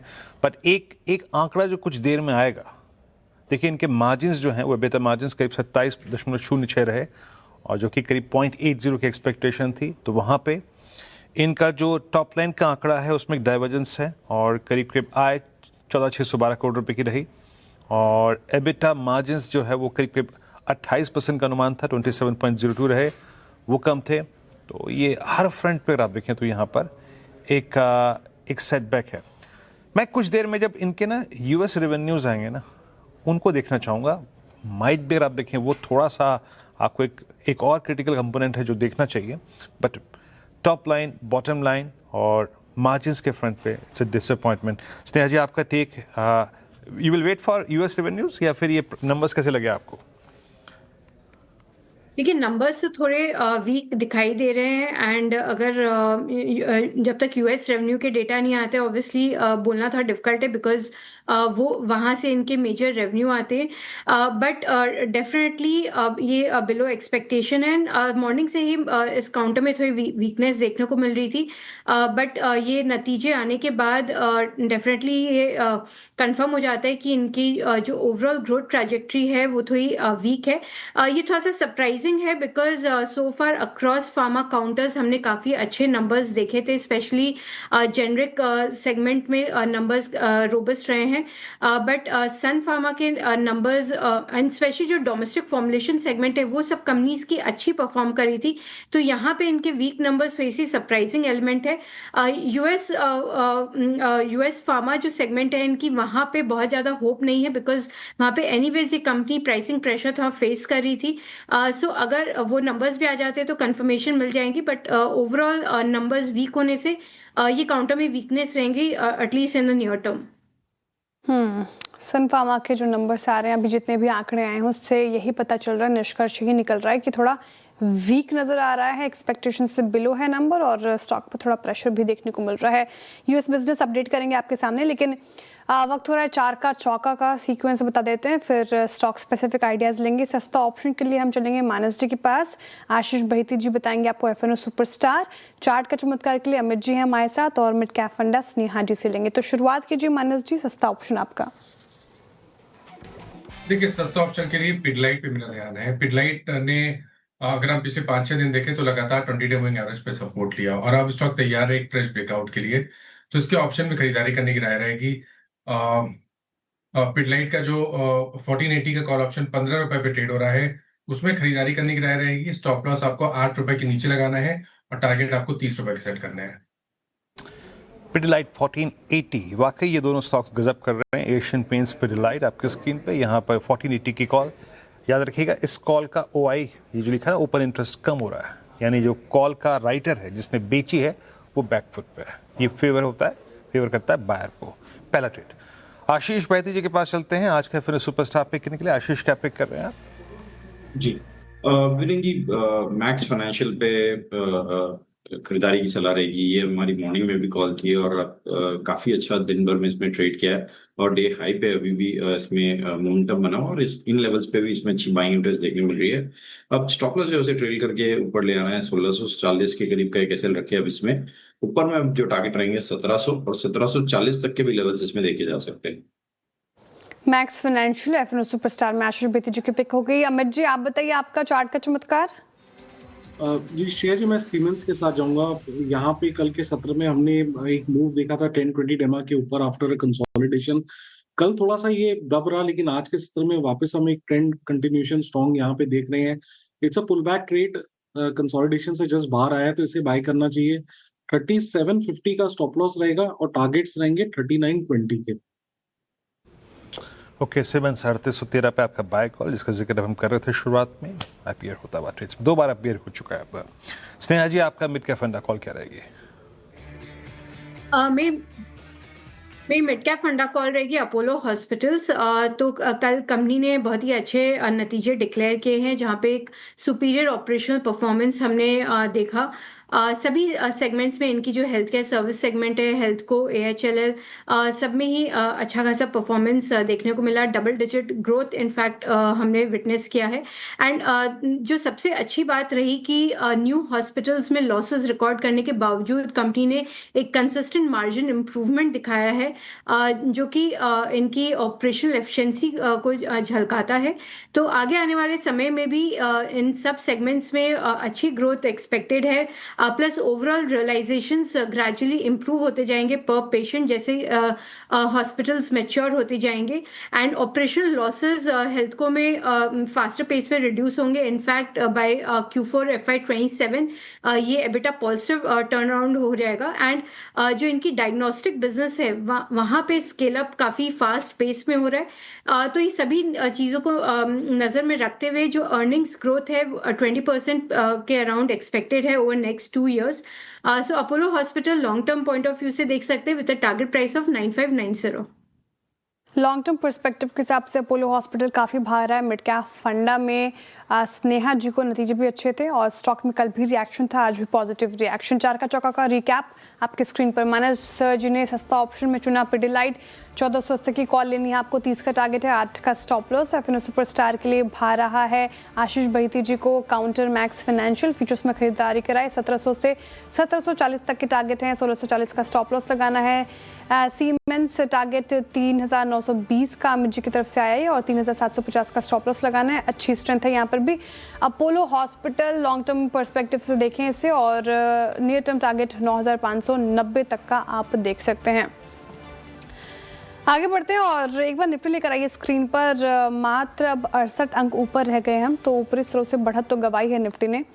अब नंबर्स पे बात कर लेते हैं। रिजल्ट हैं और कल निफ्टी में एनटीपीसी और डिविस लैब के नतीजे आएंगे। नतीजों का अनुमान बताने के लिए हमारे साथ जुड़ रहे हैं नुपुर और कंचन। तो नुपुर, पहले आपके पास एनटीपीसी के नतीजे कैसे रह सकते हैं, बताइए। नंबर्स अच्छे रह सकते हैं एनटीपीसी के, क्योंकि जिस हिसाब से पावर डिमांड यहाँ पर बढ़ती हुई नजर आई है पिछले कुछ दिनों में, हो सकता है नंबर्स जो है वो अनुमान से बेटर आपको आते हुए नजर आए। मुनाफे में जो कटौती है वो एडजस्टमेंट की वजह से, क्योंकि बेस क्वार्टर में काफी कुछ एडजस्टमेंट थे, लेकिन एडजस्टेड प्रॉफिट देखे तो आपको वहाँ पर भी ग्रोथ नजर आएगी। रेवेन्यू में 5% की बढ़त लेके चल रहे हैं। कामकाजी लेवल पर मुनाफा देखे तो 15% की स्ट्रॉन्ग ग्रोथ यहाँ पर आती हुई नजर आ सकती है। 12,908 करोड़ का हमारा अनुमान है। मार्जिन देखे 26% से सुधर के 28% के आसपास देखने को मिल सकते हैं। 200 बेसिस पॉइंट का जंप यहाँ पर भी आते हुए नजर आ सकता है। मुनाफा 5,211 करोड़ के आसपास रह सकता है। 10% का फॉल इसलिए क्योंकि जो बेस क्वार्टर है वहां पे वन ऑफ इवेंट्स हुए थे, जो जिसकी वजह से बेस क्वार्टर में जो पीरियड सेल्स थी वो काफी हाई थी और उसका इंपैक्ट इस क्वार्टर में आपको दिखेगा। लेकिन पावर डिमांड काफी स्ट्रॉन्ग रही है पिछले कुछ समय में और साथ ही साथ मार्च के महीने में, तो हो सकता है नंबर्स आपको अनुमान से बेटर आते हुए नजर आए। सबकी नजरें Q1 पर ही रहने वाली है। मैनेजमेंट की कमेंट्री इंपॉर्टेंट रहेगी पावर डिमांड को लेकर, टैरिफ्स को लेकर और आगे जो केपेक्स कंपनी करेगी उस पर। इस क्वार्टर के नंबर्स तो अच्छे रहेंगे, लेकिन सबकी नजरें Q1 और मैनेजमेंट कमेंट्री पर। ओके, एनटीपीसी के अगर आप देखें नंबर की बात रही, अच्छा आएंगे। अभी ये स्टॉक अच्छा कर रहा था, उससे बात भी करी थी मानस से मैंने, लेकिन अगले नंबर्स को समझते हैं। कंचन बताएंगे दिवीज लैब के नंबर्स की एक्सपेक्टेशन क्या है। कंचन, क्या एक्सपेक्टेशन है इस बार? नंबर्स हमें यहाँ पे फीके देखने को मिलेंगे। देखिए, अगर रेवेन्यू फ्रंट पे बात करी जाए तो एकदम फ्लैट नंबर आपको यहाँ पे आता हुआ दिखेगा। मात्र 4% की बढ़त यहाँ पे एक्सपेक्टेड है। इनफैक्ट अगर अब बात करें कंपनी के मुनाफे की, ये तो आपको डिक्लाइन होता हुआ दिखाई पड़ सकता है। 662 का ये 650 के आसपास जो ये नंबर है वो आपको आता हुआ दिखाई दे सकता है। मार्जिन यहाँ पे फ्लैट है, 34% पे रजिस्टर होने का अनुमान इस टाइम पे स्ट्रीट लगा के चल रहा है। देखिए, इस टाइम पे अगर हम ओवरऑल ग्रोथ देखें तो वो हमें करीब 3.5% की देखने को मिलेगी, बिकॉज इनका जो कस्टम सिंथेसिस और न्यूट्रास्यूटिकल का बिजनेस है वहाँ पे एक जो ग्रोथ है वो देखने को मिली है, तो उसका सपोर्ट यहाँ पे आपको मिलता हुआ दिखाई देगा। जेनरिक एपीआई की बात करी जाए तो वहाँ पे 17% की ग्रोथ हमें क्वार्टर बेसिस में देखने को मिलेगी। जेनरिक्स की बात करें अगर हम साल दर साल, तो वहां पे 4% की गिरावट जो है इस टाइम पे बाजार अनुमान लगा के चल रहा है। इसके अलावा न्यूट्रास्यूटिकल का सेगमेंट लो बेस के चलते 20% की ग्रोथ आपको इस क्वार्टर में दिखा सकता है। फोकस एरिया के ऊपर एक बार बात कर लेते हैं। इस टाइम पे जो एपीआई और फ्रीट कॉस्ट की पार प्ले है उसका नियर टर्म पे हमें किस तरीके का इंपैक्ट देखने को मिलता है, ये काफी बड़ा फोकस एरिया होगा। और साथ ही साथ जो इनका आयोडीन और साथ ही साथ जो गैलोडीनियम बेस प्रोजेक्ट है उसके ऊपर मैनेजमेंट की किस तरीके की कमेंट्री और किस तरीके की प्रोग्रेस आती है, ये काफी ज्यादा की प्ले होगा। लेकिन नंबर आपको फीके देखने को मिलेंगे।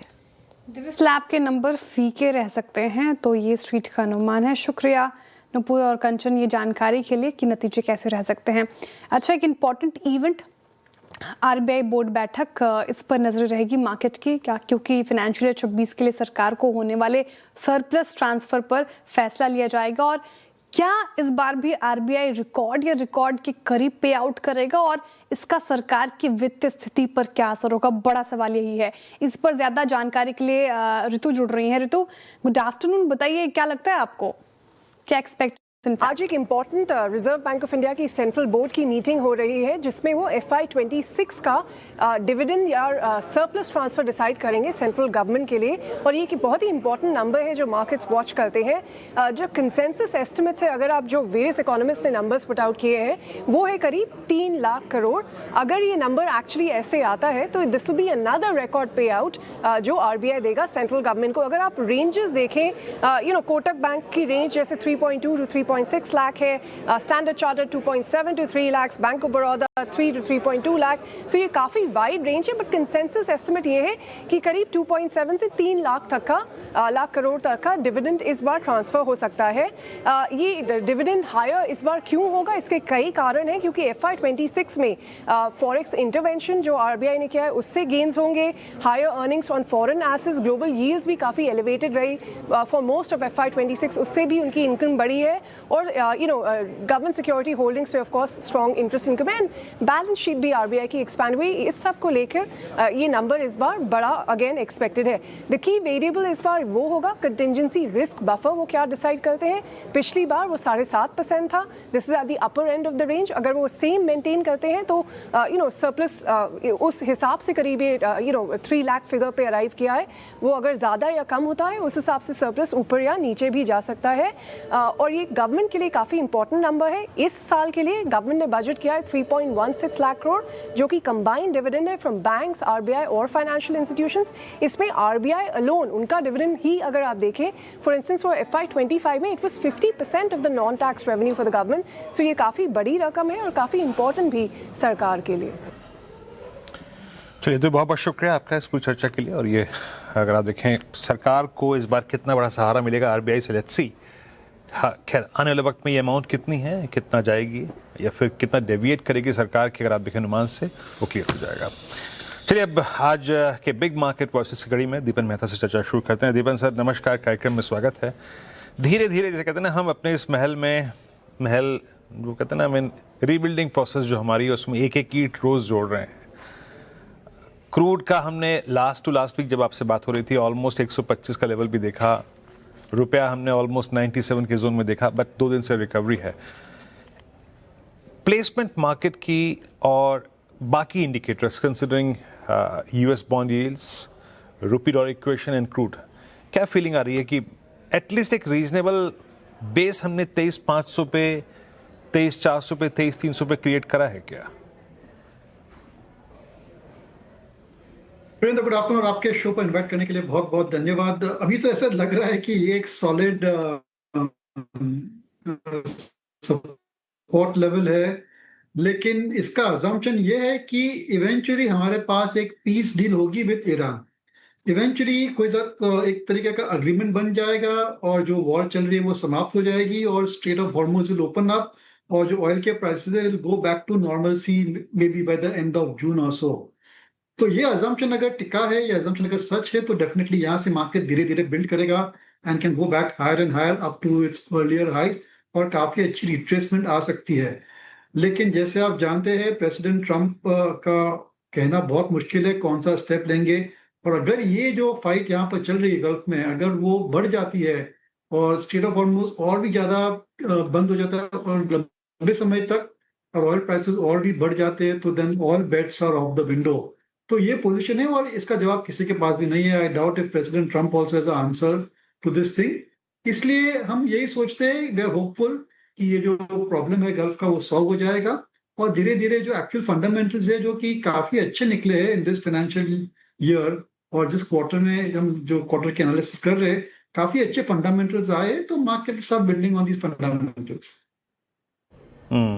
अच्छा दीपक सर, ये अर्निंग सीजन आपका ऑलमोस्ट जा चुका है, हम अंतिम पड़ाव पे हैं इसके। ज़्यादातर बैंक्स, आईटी, ऑटो सब आपके पास है, आपके स्क्रीन पे है, पड़े हुए नंबर्स हैं। इस बार किसने आपको पॉजिटिवली सरप्राइज किया और इस अर्निंग सीजन का निचोड़ आपके लिए क्या है? क्या बेटर लग रहा है? कहाँ ग्रोथ प्रोजेक्शंस और मतलब प्राइस और ग्रोथ प्रोजेक्शंस के बीच में आपको राइड करने का मौका नजर आ रहा है इस वक्त? मेरे हिसाब से ये अर्निंग सीजन बहुत ही बढ़िया थी, except for large cap banks, SBI, HDFC, axis वगैरह और large cap software services companies और सीमेंट में भी ज्यादातर खराब आए थे, लेकिन कुछ अच्छे नतीजे भी आए थे। इन 3 सेक्टर्स के अलावा across the board earnings were good, street के एक्सपेक्टेशन के मुताबिक थी या थोड़े बढ़िया थी। Surprising sector to me mid cap pharma and specialty chemicals. Specialty chemical में ऐसे कुछ कंपनीज थे जिनके नतीजे अच्छे नहीं आए थे, लेकिन बहुत सारे कंपनीज ऐसे थे जिनके नतीजे मेरे ख्याल से हमारे उम्मीद से कहीं बेहतर आए थे और इनमें कुछ ना कुछ आई थिंक हो रहा है in terms of higher price, higher volume, China +1 strategy, अलग अलग रीजंस है। लेकिन speciality chemical as a sector as a whole I think did very well. आप आरती इंडस्ट्रीज के नतीजे देख लीजिए, Navin Fluorine came with good set of numbers और कई सारी जो छोटी छोटी स्पेशलिटी केमिकल्स कंपनीज थे इनके नतीजे अच्छे आए हैं और mid cap pharma also I think came with decent set of numbers. Wockhardt के नंबर्स देख लीजिए, वो भी अच्छे आए थे। And I think a few others as well. तो ये जो सरप्राइजिंग फैक्ट्स थे, और बाकी apart from that by and large जो कॉर्पोरेट अर्निंग सीजन थी बहुत ही बढ़िया थी हमारे हिसाब से। ऑटो इंडस्ट्री ने भी अच्छा प्रदर्शन दिया, और जो कंपनियां are engage in the important sectors, specially Atmanirbhar Bharat की जो इन्वेस्टमेंट थीम में इन्वॉल्व है, उनके तो नतीजे बहुत ही बढ़िया आए। ओके दीपन जी, गुड आफ्टरनून। कई सारे स्पेसेस बताए आपने जहां पर पॉजिटिविटी अर्निंग्स में देखने को मिली है। मेरा सवाल आपसे ये कि आरबीआई की बोर्ड बैठक इंपॉर्टेंट इवेंट है मार्केट के लिए, क्या लगता है आपको सर, क्या इस बार भी रिकॉर्ड डिविडेंड का ऐलान होगा, और अगर हाँ तो ये किस हद तक मार्केट को सपोर्ट कर सकता है?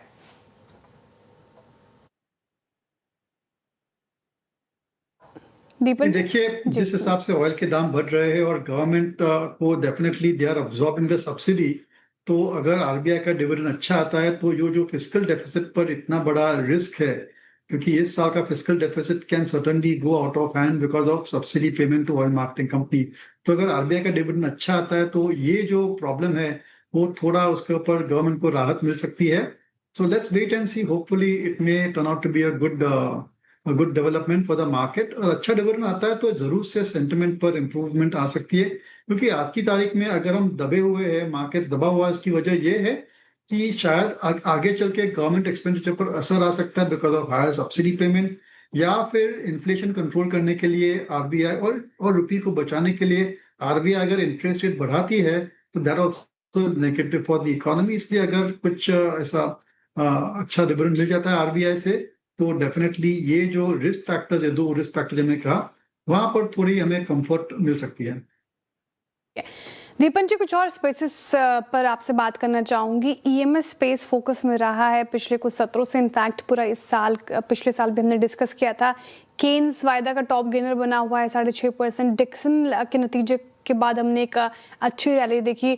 तो ईएमएस स्पेस पर आपका नजरिया क्या है, क्या पॉजिटिव है? आपने हाल फिलहाल में एक्सपोजर बढ़ाया है या फिर बहुत ही स्टॉक्स स्पेसिफिक आप इस पूरे सेक्टर में हो रहे हैं?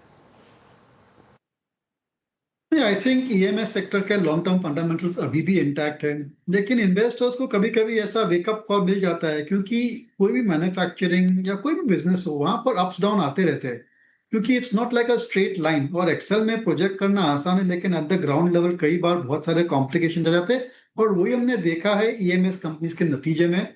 लेकिन जो उनका बेसिक यूएसपी, उनकी जो बेसिक पोजिशन है, और जो ओवरऑल जो नेचुरल ट्रेंड है जो कि काफी स्ट्रांग है to do more and more outsourcing of EMS, इसकी वजह से इनके लॉन्ग टर्म प्रोस्पेक्ट्स अच्छे, स्टॉक्स आर वैल्यूड अकॉर्डिंगली। और मेरे ख्याल से करेक्शन होने के बाद मैनेजमेंट सिर्फ कम आउट एंड एक्सप्लेनेटरी भी दिए इन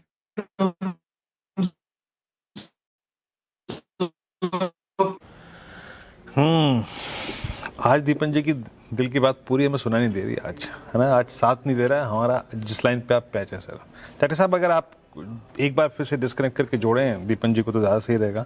थोड़ा सा वक्त देते हैं दीपन जी को, 2-3 मिनट का और, क्योंकि अभी लास्ट आपने क्या बोला मेरे को बिल्कुल कुछ समझ में नहीं आया। मीनवाइल एक बार मैं हल्का सा टेक चेक ले लेता हूँ। निफ्टी अगर आप देखें 23,708 पे अब थोड़ा सा प्रोसीड कर रहा है उस लेवल के नीचे जिसको हमें एटलीस्ट तो होल्ड करना चाहिए था, दैट्स 10 EMA, हम उसको भी होल्ड नहीं कर पा रहे हैं। और अगर आप निफ्टी बैंक को लेके आए, निफ्टी बैंक स्टिल इतना क्रैक नहीं हुआ, तो निफ्टी बैंक इतना क्रैक नहीं हुआ। और इस बैकफुट पे आने के क्रम में अगर आप देखें जो योगदान दिया है ना किसी ने, वो है आईटी स्टॉक्स। 28,909 पे Nifty IT almost proceeding towards day लो, दिन के सबसे निचले स्तरों की तरफ जा रहा है। और कहाँ पे कुछ देर पहले जरा सन फार्मा के नंबर्स आए थे, जरा एक बार सन फार्मा रखिएगा स्क्रीन पे, सन फार्मा एक बार रखिएगा स्क्रीन पे। मैं देख रहा था अब करीब 1844 पे नंबर्स खराब थे और अब 1844 पे डे लो पर। खैर, अब एक बार दीपन जी से फिर जुड़ते हैं। दीपन जी, एक दो थीम जो बहुत अच्छा कर रही है उसमें है capital goods, leader in the pack L&T, वो नो डाउट अबाउट दैट कि ये इस मिडिल ईस्ट की टेंशन से प्रभावित हुआ। लेकिन अगर आप अदर देन दैट थोड़ा सा ड्रिफ्ट करें नीचे की तरफ, सिमेंस के बाद कमिंस के बाद ABB, even BHEL, I mean riding towards all time high, आपको यहाँ पे बाइंग अपॉर्चुनिटी कहाँ नजर आ रही है? यहाँ पे आपके पास एमएनसीज और घरेलू कंपनियों का अच्छा ब्लेंड है। आई थिंक दैट ये जो पावर डिस्ट्रीब्यूशन इक्विपमेंट की जो इंडस्ट्री है उसमें काफी अच्छी फंडामेंटल्स और काफी अच्छा ग्रोथ देखने को मिल रहा है, क्योंकि एक तो जो पावर जनरेशन हो रहा है that is happening in the through through renewable energy, उसकी वजह से बहुत ज्यादा इन्वेस्टमेंट चाहिए in the distribution of power. और जो जो कंपनियां are involved in distribution of power specially HVDC line, उनके प्रोस्पेक्ट्स बहुत ही बढ़िया, नतीजे भी अच्छे आए। सीमेंस के देखिए या फिर GE वर्नोवा के देखिए, I think very good set of numbers coming through over there. और ये जो कंपनियां हैं I think they are great investments also. हमेशा महंगी रहती है बट जैसे जैसे समय जाता है the valuations do not come down, उनके पी रेशियोज कम नहीं होते और जो रिटर्न हमें देखने को मिलते हैं दे आर मोर और less in line with the profit growth.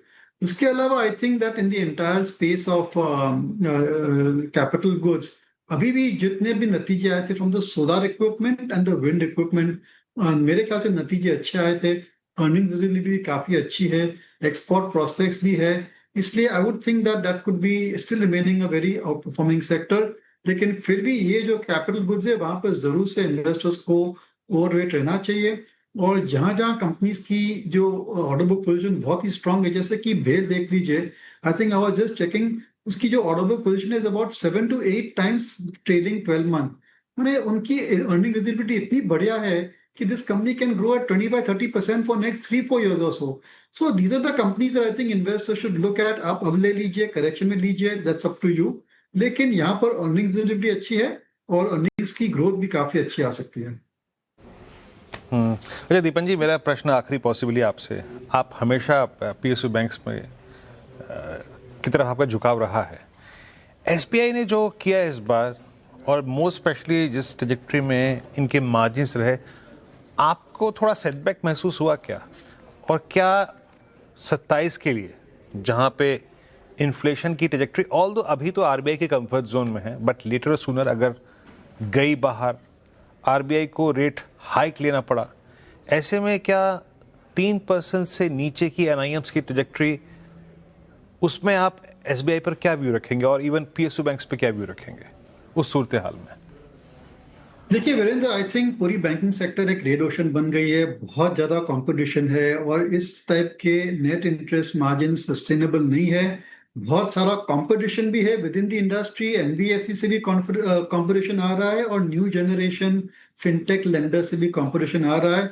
और मेरे ख्याल से इस सेक्टर में अब इन्वेस्टर्स को बहुत ही सिलेक्टिव हो जाना चाहिए, या थोड़ा अगर आपके पास साहस है तो शायद निकल भी जाना चाहिए, SBI इंक्लूडेड। और मेरे ख्याल से जो हमने बहुत ही बढ़िया नतीजे देखे थे for the PSU banks, I think that also will Peter out over the next 3-4 quarters और सो। इसलिए थोड़ा आपको सावधान हो जाना चाहिए on the entire banking sector. अगर जो पूरी लेंडिंग इंडस्ट्री है वहां पर आपको एक्सपोजर चाहिए, I would go for multi product NBFC, Bajaj finance, L&T finance, Poonawalla finance, Cholamandalam, Tata capital, HDB। I think these are the companies which I would like to ride when it comes to the lending space.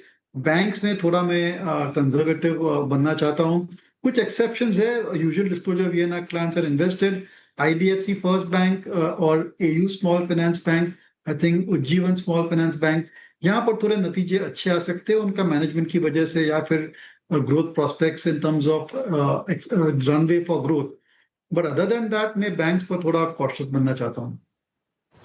Banks पर आपका सतर्क नजरिया। लेकिन दीपन जी, मेरा सवाल, आज actually 2 counters देखे हमने जहां पर स्ट्रेंथ देखी थी, होनासा और नायका। ये जो स्टॉक्स हैं ये ब्यूटी और स्किन केयर प्रोडक्ट्स और फैशन स्पेस में, ये दोनों स्टॉक्स के नंबर्स काफ़ी अच्छे आए थे और स्ट्रीट ने रिवॉर्ड भी किया। तो ये न्यू एज स्टॉक में इन दोनों स्पेसिस को, इन दोनों काउंटर्स को लेकर क्या नजरिया बन रहा है आपका?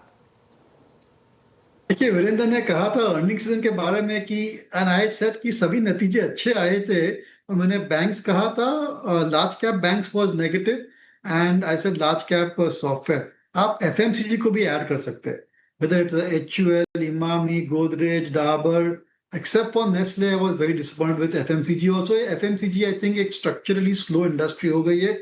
लेकिन ये जो 2 कंपनी आपने कही, होनासा और नाइका FSN, आई थिंक ये जो 2 कंपनियां हैं, I think they are the new generation FMCG companies. और ये जो उनके जो प्रोडक्ट्स है, specially beauty and personal care products, वहां पर अभी भी काफी अंडर पेनिट्रेशन है, ग्रोथ के प्रोस्पेक्ट्स अच्छे हैं। तो इन्वेस्टर्स को शायद get out of the old FMCG company जो कि साबुन, टूथपेस्ट, हेयर ऑयल वगैरह बनाती है, and go into these new generation companies जो कि जनरेशन जी हो, they are adopting and they are using their products. So very positive on both FSN and Honasa. Valuations महंगे हैं, बट ऐसे ही नतीजे आते रहेंगे, 25-30% की ग्रोथ आती रहेगी, और फिर 3-4 साल में आप देखेंगे कि इनकी साइज इतनी बड़ी हो गई है और फिर भी उनको अच्छी ग्रोथ रेट्स मिल रही है because of India population and rising wealth effect. So with mutual disclosure दोनों कंपनीज पर व्यू हमारा पॉजिटिव है. ओके, दोनों कंपनीज पर पॉजिटिव है व्यू आपका.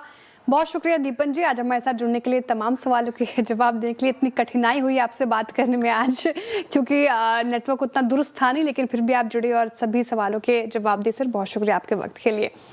अब आगे बढ़ते हैं. निफ्टी लेकर आइए स्क्रीन पर. बैंक निफ्टी भी रखिएगा, और निफ्टी में वीरेंद्र जी हमने आज बढ़त गवाई ऊपरी स्तरों से, और इनफैक्ट बैंक निफ्टी भी ऊपरी स्तरों से करीब करीब 150-200 अंक फिसला है.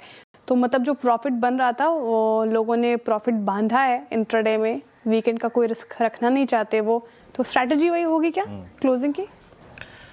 देखिए Shreya, close up to certain extent ठीक है ना, पर क्या होता है, बहुत अच्छी तेज़ी के लिए बहुत ज़रूरी है कि आप एक शॉर्ट कवरिंग का बहुत अच्छा सेशन देखें. ये क्लोजिंग उस लिहाज से उतनी प्रभावशाली नहीं है. अगर ये निफ्टी का क्लोज 23,800 के ऊपर आता ना, तो मैं यकीनन कहता कि जनाब लॉन्ग कैरी करिए, यकीनन कहता. बट हम न इतने शॉर्ट कवरिंग देख रहे हैं, न हम 20 डेमा के ऊपर क्लोज हो रहे हैं. मैं ये पिछले एक हफ्ते से कह रहा हूँ कि इस जोन का जो थ्रेशोल्ड पॉइंट है वो 23,800 है, हम उसके ऊपर ये क्लोज नहीं दे रहे हैं. तो आपने बिल्कुल सही कहा. मेरे ख्याल से एक बार फिर से सोमवार को आएंगे, कुआं खोदेंगे और पानी पिएंगे. कुछ यहाँ से कैरी करने की ज़रूरत नहीं है श्रेया. क्लोजिंग स्ट्रैटेजी ये होगी, कैरी ना करे, फ्रेश व्यू लाया जाएगा सोमवार को. अच्छा, डीलर्स के रडार पर क्या है वो समझ लेते हैं. स्टॉक स्पेसिफिक आइडियाज नूपुर बताइए, डीलर्स कौन से स्टॉक्स चुन रहे हैं? सबसे पहले एशियन पेंट, और सिर्फ आज नहीं पिछले कुछ दिनों से यहाँ पर खरीदारी देखने को मिल रही है. जब से सारी पेंट कंपनियों ने नतीजे स्टार्ट किए घोषित करना, वहीं से उम्मीद बनती हुई दिखी थी कि एशियन पेंट के नतीजे जो है सारी कंपनीज को आउट परफॉर्म करते हुए दिखेंगे. हो सकता है जो वॉल्यूम ग्रोथ यहाँ पर देखने को मिले और जो प्राइस हाइक कंपनी ने पिछले कुछ समय में ली, उसका एक अच्छा खासा इम्पैक्ट नतीजों में आते हुए नजर आ सकता है. उसी के चलते डीलर्स की रडार पे भी स्टॉक फिर से एक बार खरीदारी देखने को मिल रही है हाई वॉल्यूम्स के साथ, और अगले फ्राइडे के दिन इसके नतीजे आपको आते हुए नजर आएंगे. एक और स्टॉक है, कल आफ्टरनून से यहाँ पे बाइंग शुरू हुई है और फ्रेश बाइंग देखने को मिल रही है डिक्सन के स्टॉक में. हो सकता है कुछ पॉजिटिव खबर जो है वो जल्द आती हुई नजर आए आपको. जो जेवी पेंडिंग है उस पर सबकी नजरें टिकी हुई है, लेकिन फिर से एक बार यहाँ पर बाइंग देखने को मिल रही है हाई वॉल्यूम्स के साथ. आज सुबह एक ब्लॉक हुआ था JSW सीमेंट में, जहाँ पे हो सकता है कि जो बायर्स हो वो आपको बड़े म्यूचुअल फंड हाउसेस नजर आए, जिसकी वजह से इंस्टीट्यूशनल डेस्क पर भी आज बाइंग देखने को मिल रही है और डीलर्स की भी खरीदारी की ही सलाह यहाँ पर आती हुई नजर आई है. ब्लॉक डील में हो सकता है एक प्राइवेट इक्विटी ने अपना 3% का ब्लॉक बेचा और जो बड़े म्यूचुअल फंड्स है वो खरीदारी इसमें करते हुए आपको नजर आए. एंड ऑफ द डे पूरा डेटा सामने आ जाएगा, लेकिन फिलहाल इसी उम्मीद के साथ डीलर्स के रडार पे ये स्टॉक बना हुआ है. एशियन पेंट्स, डिक्सन टेक और JSW सीमेंट ही डीलर्स के रडार पर. शुक्रिया पर जानकारी के लिए. BTST सुझा रहे हैं डीलर्स, लेकिन हमारे पैनल कौन से काउंटर्स पिक कर रहे हैं वो समझ लेते हैं. BTST STBT ट्रेड्स की शुरुआत करते हैं. अमित सिंह जी, शुरुआत आपसे बताइए, सोमवार के लिए कौन सा स्टॉक देख रहे हैं आप, BTST या STBT? जी श्रेया जी, BTST रहेगा. 2 बजे मैंने एक्सिस बैंक दिया था, मैं उसी के साथ जाना चाहता हूँ. डेज हाई पे क्लोज हो रहा है, मुझे लगता है ये मोमेंटम कैरी करेगा नेक्स्ट सेशन में. तो 1270 का स्टॉप लॉस रहेगा और टारगेट्स हमारे 1320 के रहेंगे एक्सिस बैंक में. एक्सिस बैंक, वाकई इसमें कोई राय नहीं है कि बैंकों ने आज अच्छा बिहेवियर दिखाया. आप एक्सिस बैंक से, ICICI बैंक से उसका अगर आप देखें जो उन्होंने मूव दिया है वो काबिल तारीफ है, उसमें कोई राय नहीं है. मानस आप क्या कैरी करेंगे? तो देखिए MFSL लेके जाएंगे. क्लोजिंग काफी अच्छी है MFSL की. जितने भी इंपॉर्टेंट मूविंग एवरेजेस हैं उनके ऊपर क्लोज हो रहा है, तो जो पिछला हाई है उसको टेस्ट करने की कोशिश करेगा स्टॉक. तो MFSL का फ्यूचर जो 1682 पे ट्रेड हो रहा है वहां पर खरीदारी करने की राय रहेगी. स्टॉप लॉस आपको 1659 का लगाना है और टारगेट आपको 1720 1720 के सेट करना है. ओके, सोमिल जी, आपकी ट्रेड सोमवार के लिए? मेरी ट्रेड होगी ऑन वीबीएल। वीबीएल ने आज एक क्लियर ब्रेकआउट दिया है। High top high bottom formations बनना शुरू हुए हैं on the monthly quarterly charts. Previously जो कैंडल्स थी on the higher degree time frame, उसका हाई भी ऊपर की तरफ निकाला है। मुझे लगता है ये शॉर्ट टर्म मीडियम टर्म दोनों में ही बहुत अच्छा कर सकता है। एक छोटा स्टॉप लॉस रखेंगे 525 पर, और ऊपर में मेरे टारगेट्स होंगे 570। ओके वरुण बेवरेजेस, आपका ये कॉल रहेगा। और वरुण बेवरेजेस 541 पे डे हाई की ट्रैजेक्टरी में आके ट्रेड करता हुआ। प्रकाश सर, आपके कैरी करेंगे मंडे मॉर्निंग के लिए? तो मेरा ध्यान है टाटा एलेक्साई पर। मैं टाटा एलेक्साई का चार्ट का जो बार बना है वो मुझे पसंद है। आप ट्रेड करें 4310 के आसपास, और टाटा एलेक्साई में स्टॉप लगाएंगे 4280 का, मतलब 20 और 9 29 रुपीज का स्टॉप है। टारगेट होना चाहिए 4350 टाटा एलेक्साई। ठीक है, टाटा एलेक्सी पसंद आ रहा है गाबा सर को। अरुण जी, सोमवार के लिए मंडे के लिए बीटीएसटी एसटीबीटी? श्रेया जी बिल्कुल बीटीएसटी के साथ ही जाना चाहेंगे, जिस हिसाब से क्लोजिंग भी ठीक ठाक नजर आ रही है। तो एबीबी को ही रिपीट करना चाहूंगा। एबीबी में मुझे लग रहा है मोमेंटम पॉजिटिव रहना चाहिए। 6685 के आसपास चल रहा है। 6630 का स्टॉप लॉस रहेगा। 6798 तक के टारगेट्स मंडे के सेशन में आपको देखने को मिल सकते। ओके, एबीबी इंडिया या अरुण जी की पिक होगी मंडे के लिए। अब ब्रेथ समझा जाए एफएनओ की, वीरेंद्र जी के पास चलते। बताइए वीरेंद्र जी, ठीक है या फिर थोड़ी बिगड़ी जाते जाते? नहीं श्रेय, मैं आपको कह रहा हूँ ना कि निफ्टी का क्लोज उतना ख़राब नहीं है। निफ्टी बैंक का प्रभावशाली क्लोज है। बस ये है कि क्या होता है ना कि श्रेय, अब आपका एक इंस्टीट्यूशन 2,31,000 शॉर्ट लेके बैठा है, आप उसे डराने के लिए जो चाहिए ना क्लोजिंग, वो नहीं है। But look at the figure. I mean, मैं ये क्या कह रहा हूँ, मैं क्यों कह रहा हूँ, ये शॉर्ट कवरिंग 106 स्टॉक्स में शॉर्ट कवरिंग। सो एक ये अच्छा सेटअप बन रहा है एक एक्सपायरी वीक बनाने के लिए। स्टॉक फ्यूचर्स में शॉर्ट कवरिंग, निफ्टी एटलीस्ट 10 डेमा को, निफ्टी बैंक एटलीस्ट 10 डेमा को रीगेन कर रहा है। दैट्स गुड, ये भी चीज़ अच्छी है। 106 short cover, I mean I think हम जब एक्सपायरी की तरफ बढ़ रहे हैं, ये डिजिट अच्छी है। 40 में लॉन्ग, शॉर्ट कवरिंग 23 में, और सॉरी शॉर्ट 23 में, लॉन्ग एंड वाइंडिंग 43 में। लेके आइए दूसरी स्लाइड, मतलब जो लॉन्ग्स की है, शॉर्ट की है, फिर उसके बाद शॉर्ट कवरिंग की। Varun Beverages, Max Financial, Shriram Finance, Axis Bank, Chola. Nice to see कोई बैंकिंग, फ्रंटलाइन बैंकिंग स्टॉक जो है, एनबीएफसीज जो है आके पार्टिसिपेट कर रही हैं। बैंक्स का, रेट सेंसिटिव्स का इस किरदार में होना अच्छा लग रहा है। उसके बाद शॉर्ट कवरिंग केन्सटेक में, एस्ट्रल और सम्मान कैपिटल, इन्फो एच डिक्सन, आज इन सभी काउंटर्स में शॉर्ट कवर था। केन्स में, एस्ट्रल में पोस्ट नंबर्स काफ़ी शॉर्टिंग हुई थी, वो आज कवर हुई। बाकी शॉर्ट बिल्डअप है ग्लेनमार्क आज, और पेटीएम, एलटीएम और सन फार्मा में नंबर्स के बाद क्रैक हुआ। एलकेम अगर आप देखें, ये भी काउंटर डे लो पे क्लोज होता हुआ। बाकी long and winding Max Health Care post numbers, और window pharma post numbers, Hitachi, Amber और आईटीसी, इन सभी काउंटर्स में आईटीसी आज क्रैक हुआ, बट समहाउ उस 300 के लेवल को बचाने में थोड़ा कामयाब हुआ, but still it's a bad close. एक स्टॉक लेके आइए आपकी स्क्रीन पे जो मतलब आज वाकई इसमें नंबर्स के बाद सन फार्मा का जो हाल है ना जनाब, वो अच्छा नहीं है। आपकी रीडिंग क्या कहती है सौमिल? 20 डे में लो रहा Sun Pharma. If somebody is holding Sun Pharma, क्योंकि नंबर अच्छे नहीं है, रिएक्शन खराब है, क्या एक बार के लिए एग्जिट करके जाना चाहिए क्या? बहुत सारे स्टॉक्स जैसे ग्लेनमार्क है, औरो है, सनफार्मा है, थोड़ा सा करेक्शन देखा गया है। अगर कोई शॉर्ट टर्म में ट्रेडिंग कर रहा है तो डेफिनेटली प्रॉफिट बुक करके निकलना चाहिए, यहाँ पे एग्जिट करना चाहिए। लेकिन अगर कोई पोजिशनली ट्रेड कर रहा है तो फिर एक ट्रेलिंग स्टॉप लॉस रख सकते हैं for Sun Pharma. 40 daily exponential moving average around 1795 पर है, और 20 डेली मूविंग एवरेज 1827 पर है। तो ये दो लेवल्स एक बहुत ही क्रूशियल रहेंगे for Sun Pharma. Positionally I will be long, I will hold, लेकिन शॉर्ट टर्म में अगर कोई है तो उसे निकलना चाहिए, क्योंकि मीडियम टर्म में अभी भी ट्रेंड अप है। शॉर्ट टर्म में थोड़ा बहुत करेक्शन देखा जा सकता है। ठीक है, सन फार्मा पे ये व्यू हो गया सुमिल जी का, और नतीजों के बाद थोड़ा प्रेशर देखने को मिल रहा है। आप कंचन से समझ लेते हैं कि अगले हफ्ते के अहम ट्रिगर्स क्या हो सकते हैं, बताइए कंचन। अगला हफ्ता हमें रिलेटिवली थोड़ा सा ठंडा देखने को मिल सकता है। जो रिजल्ट्स है वो भी अपने एंड पे आ चुके हैं Q4 के।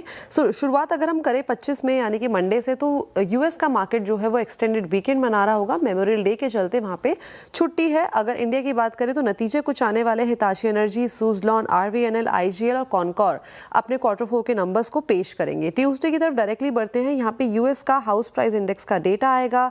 CB कंज्यूमर कॉन्फिडेंस का डेटा भी आपको आता हुआ दिखाई देगा। साथ ही रिजल्ट्स के लिहाज से देखा जाए तो ONGC, general insurance corporation, IRCTC अपने चौथी तिमाही के नंबर्स को पेश करेंगे। वेंसडे की तरफ बढ़ा जाए तो बैंक ऑफ जापान में यहाँ पे गवर्नमेंट क्योडा की स्पीच होगी। रिजल्ट के लिहाज से Cummins, PG Electroplast, Gillette, Asahi India और बाटा अपने नंबर्स को पेश करते हुए दिखाई देंगे। थर्सडे की तरफ डायरेक्टली चलते हैं। यहाँ पे इंडियन मार्केट बंद है, ये सबसे अच्छी बात है बिकॉज यहाँ पे बकरी ईद का सेलिब्रेशन होगा। यूएस के मार्केट की बात करें तो API क्रूड ऑयल का डेटा आएगा, कोर PC प्राइस का डेटा आएगा, GDP ग्रोथ का जो आंकड़ा है, पर्सनल इनकम का, इनिशियल जॉबलेस क्लेम और न्यू होम सेल का डेटा भी इसी दिन आता हुआ दिखाई देगा। रिजल्ट्स के लिहाज से अशोक लेलैंड, एल्केम लैबोरेटरीज, BDL, अपार इंडस्ट्री, दीपक फर्टिलाइजर अपने नंबर्स को पेश करेंगे।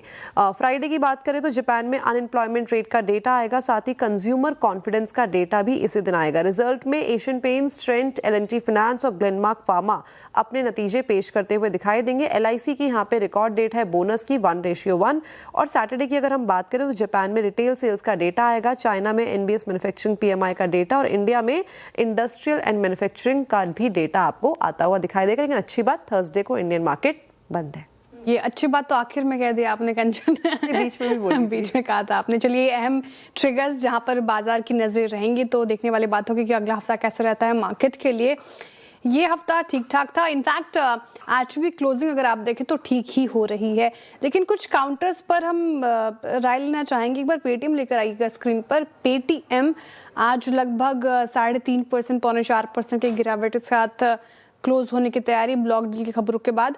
अच्छा, रीसेंट क्वार्टर में तो पेटीएम के नतीजे ठीक ठाक थे, नंबर्स काफ़ी इंप्रूव हुए हैं, कंपनी प्रॉफिट्स की तरफ भी मूव कर रही है, लेकिन फिर ये लार्ज स्टेक सेल्स की न्यूज़ ने शॉर्ट टर्म में पैनिक बनाया और अब देखिए लगभग पौने 4% का डेंट पड़ा है।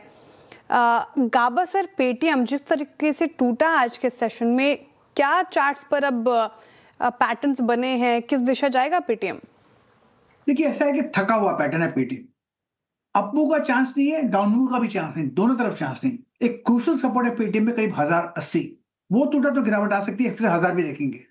लेकिन क्या पर यहाँ पर ट्रेड बनता है? बिल्कुल नहीं बनता है। हाँ, अगर एक्सपेंशन मिल जाता है, कभी गैप अप मिलता है, तब बेचो पेटीएम, ऐसा लगता है। ओके, पेटीएम पे ये व्यू हो गया और इस ट्रेड के बाद यहाँ पर आज गिरावट देखने को मिली है। आज और कौन सा काउंटर पार इंडिया लेकर आएगा? काफ़ी चला ये काउंटर आज, लेकिन थोड़ा सा मुनाफा वसूली का शिकार हुआ। पिछले 3-4 महीने में जो रिटर्न्स दिए हैं, 6 महीने का चार्ट देख लीजिए पार इंडिया यानी कि हिताची एनर्जी, आज 2% की करीब गिरावट, या फिर कोई भी मंथ का चार्ट देखिए आप, शानदार रिटर्न्स मिले हैं इस पर्टिकुलर काउंटर से, लेकिन आज थोड़ा मुनाफा वसूली का शिकार हुआ। LTM हमने डिस्कस किया था इस स्टॉक को कि आज वीक रह सकता है चार्ट जीपीटी में, तो LTM में आज यहाँ पर थोड़ी नहीं, चार्ट जीपीटी में नहीं किया था LTM, लेकिन एक व्यू लिया गया था कि आज यहाँ पर थोड़ी मुनाफा वसूली देखने को मिल सकती है, तो 3% नीचे दिखेगा। एम्बर लेकर आइए, और एम्बर EMS स्पेस देखें तो आज यहाँ पर कमजोरी थी, उस गिरावट के बाद लगातार टूटता हुआ जा रहा है। ITC तो टूटा ही। और कुछ काउंटर्स जहाँ पर वीकनेस थी, एक बार लेकर आइए वारी एनर्जीज, और वारी एनर्जीज 2% टूटा है आज के सेशन में, ये भी पेन में रहा। एक चार्ट चेक वारी एनर्जीज पे ले लेते हैं। बताइए अरुण जी, वारी एनर्जीज ने भी रिटर्न तो बनाकर दिए हैं, ये मुनाफा वसूली का शिकार हुआ है, ये जो लेवल है क्या इस पे एक्यूमुलेट किया जाए या फिर अभी थोड़ा अवॉइड करेंगे? देखिए, बिल्कुल सपोर्ट के आसपास है, पर एक रिवर्सल का जरूर वेट करना चाहिए। जिनके पास है उनके लिए स्टॉप लॉस काफी नजदीक है, 2960 के आसपास स्टॉप लॉस लगा है, मल्टीपल मूविंग एवरेजेस के बीच में ट्रेड कर रहा है, तो रिवर्सल के आने के संकेत जरूर है, पर 2960 के नीचे जाता है देन एक शॉर्ट टर्म आप कह सकते हैं वीकनेस जरूर आ सकती है। तो जिनके पास भी है उनको होल्ड करना चाहिए, 2960 का स्टॉप लॉस लगाएं। फ्रेश खरीदारी की सलाह फिलहाल स्टॉक में नहीं रहेगी। जिसके पास है 2960 का स्टॉप लॉस लाके होल्ड कर सकते हैं, लेकिन फ्रेश बाइंग इन लेवल्स पर सलाह नहीं है उसकी। अब क्लोजिंग की तरफ बढ़ा जाए, 90 अंक ऊपर निफ्टी पर और 723 अंक ऊपर हम बैंक निफ्टी पर, तो क्लोज ठीक ठाक हो रही है। Virendra ji, over to you. बिल्कुल श्रेया, अच्छा क्लोज है। लेवल अगर 50 अंकों का फ्रैक्शन और होता निफ्टी पे तो ये बहुत ही शानदार क्लोज होता, but still it's a good one. At least दोनों इंडेक्स रखिएगा स्क्रीन पर, निफ्टी बैंक। याद रखिएगा अगर ये क्लोजिंग आती है निफ्टी की, मेरे ख्याल से इतनी नहीं आएगी। मैं उस पर कमेंट बाद में करूँगा, छोड़ते हैं उसको। इट्स 23748 और स्मॉल कैप थोड़ा सा अगर आप देखें बैकफुट पे रहे, मिड कैप ठीक ठाक थे, IT बैकफुट पे था। बैंक्स ने एक अद्भुत पारी खेली आज, एंड मोस्ट स्पेशली याद रखिएगा जिस तरीके से SBI ने कर्व लिया लेकिन डिलीवर किया ICICI बैंक ने, एक्सिस बैंक ने, वो चीज़ आज प्रभावशाली रही। Advance decline ratio evenly poised, करीब 1632 advances, 1462 for declines, but Nifty bank is heading towards a great close that's called 10 डेमा के ऊपर। पहली बार निफ्टी बैंक जो है वो किसी छोटे एवरेज को अगर आप देखें एटलीस्ट पार करेगा। मैं आऊँगा उसके ऊपर बाद में। और एक बार जरा सेक्टर इंडेक्सेस को देखते हैं। यहाँ पर IT बैकफुट पे था, एक रेस्ट्रिक्टेड लॉसेस थे, FMCG फ्लैट, फार्मा आज बैकफुट पे रहा और टुवर्ड्स क्लोज अगर आप देखें तो शायद वो जो सन फार्मा के नंबर्स थे और डेंट डाल गए। रियल्टी बैकफुट पे था। डिसाइसिव मूव अगर किसी सेक्टर में था वो था फाइनेंशियल्स और बैंक्स, दैट्स गुड। आज क्रूड पे, आज अगर आप देखें क्रूड पे, रुपी पर अगर आप देखें तो रेट सेंसिटिव्स का रिएक्शन डिसेंट है, अच्छा है, लुकिंग गुड ट्रेंड। आज आप देखिए top gainer Shriram Finance, Axis bank, ICICI bank और विप्रो, तो एक शानदार क्लोज। कुछ देर में जिससे क्लोज आएगा, लेकिन मैं फिर कह रहा हूँ निफ्टी बैंक एक बार स्क्रीन पे रखिएगा। निफ्टी बैंक आज पहली बार 8 मई के बाद 10 डेमा के ऊपर क्लोज हो रहा है। और मैं शायद जो बात अद्भुत है, अच्छी है, वो यही है, प्रशंसा करने वाली है और वेटेज देने वाली है कि रेट सेंसिटिव्स आज अच्छा कर रहे हैं। ये शायद हमको पॉसिबली एक्सपायरी वीक में यानी सोमवार और मंगलवार को एक एडवांटेज दे। श्रेया, राइट, सोमवार मंगलवार का सेशन काफ़ी इंपॉर्टेंट होगा, शायद एक एडवांटेज दे, नजरें रहेंगी वहाँ पर। खैर फिलहाल इस शो से इतना ही, लेकिन सोमवार को फिर से मुलाकात होगी आपसे सभी समीकरण के साथ। तब तक के लिए दीजिए इजाजत और देखते रहिए CNBC आवाज़। नमस्कार, हैप्पी वीकेंड।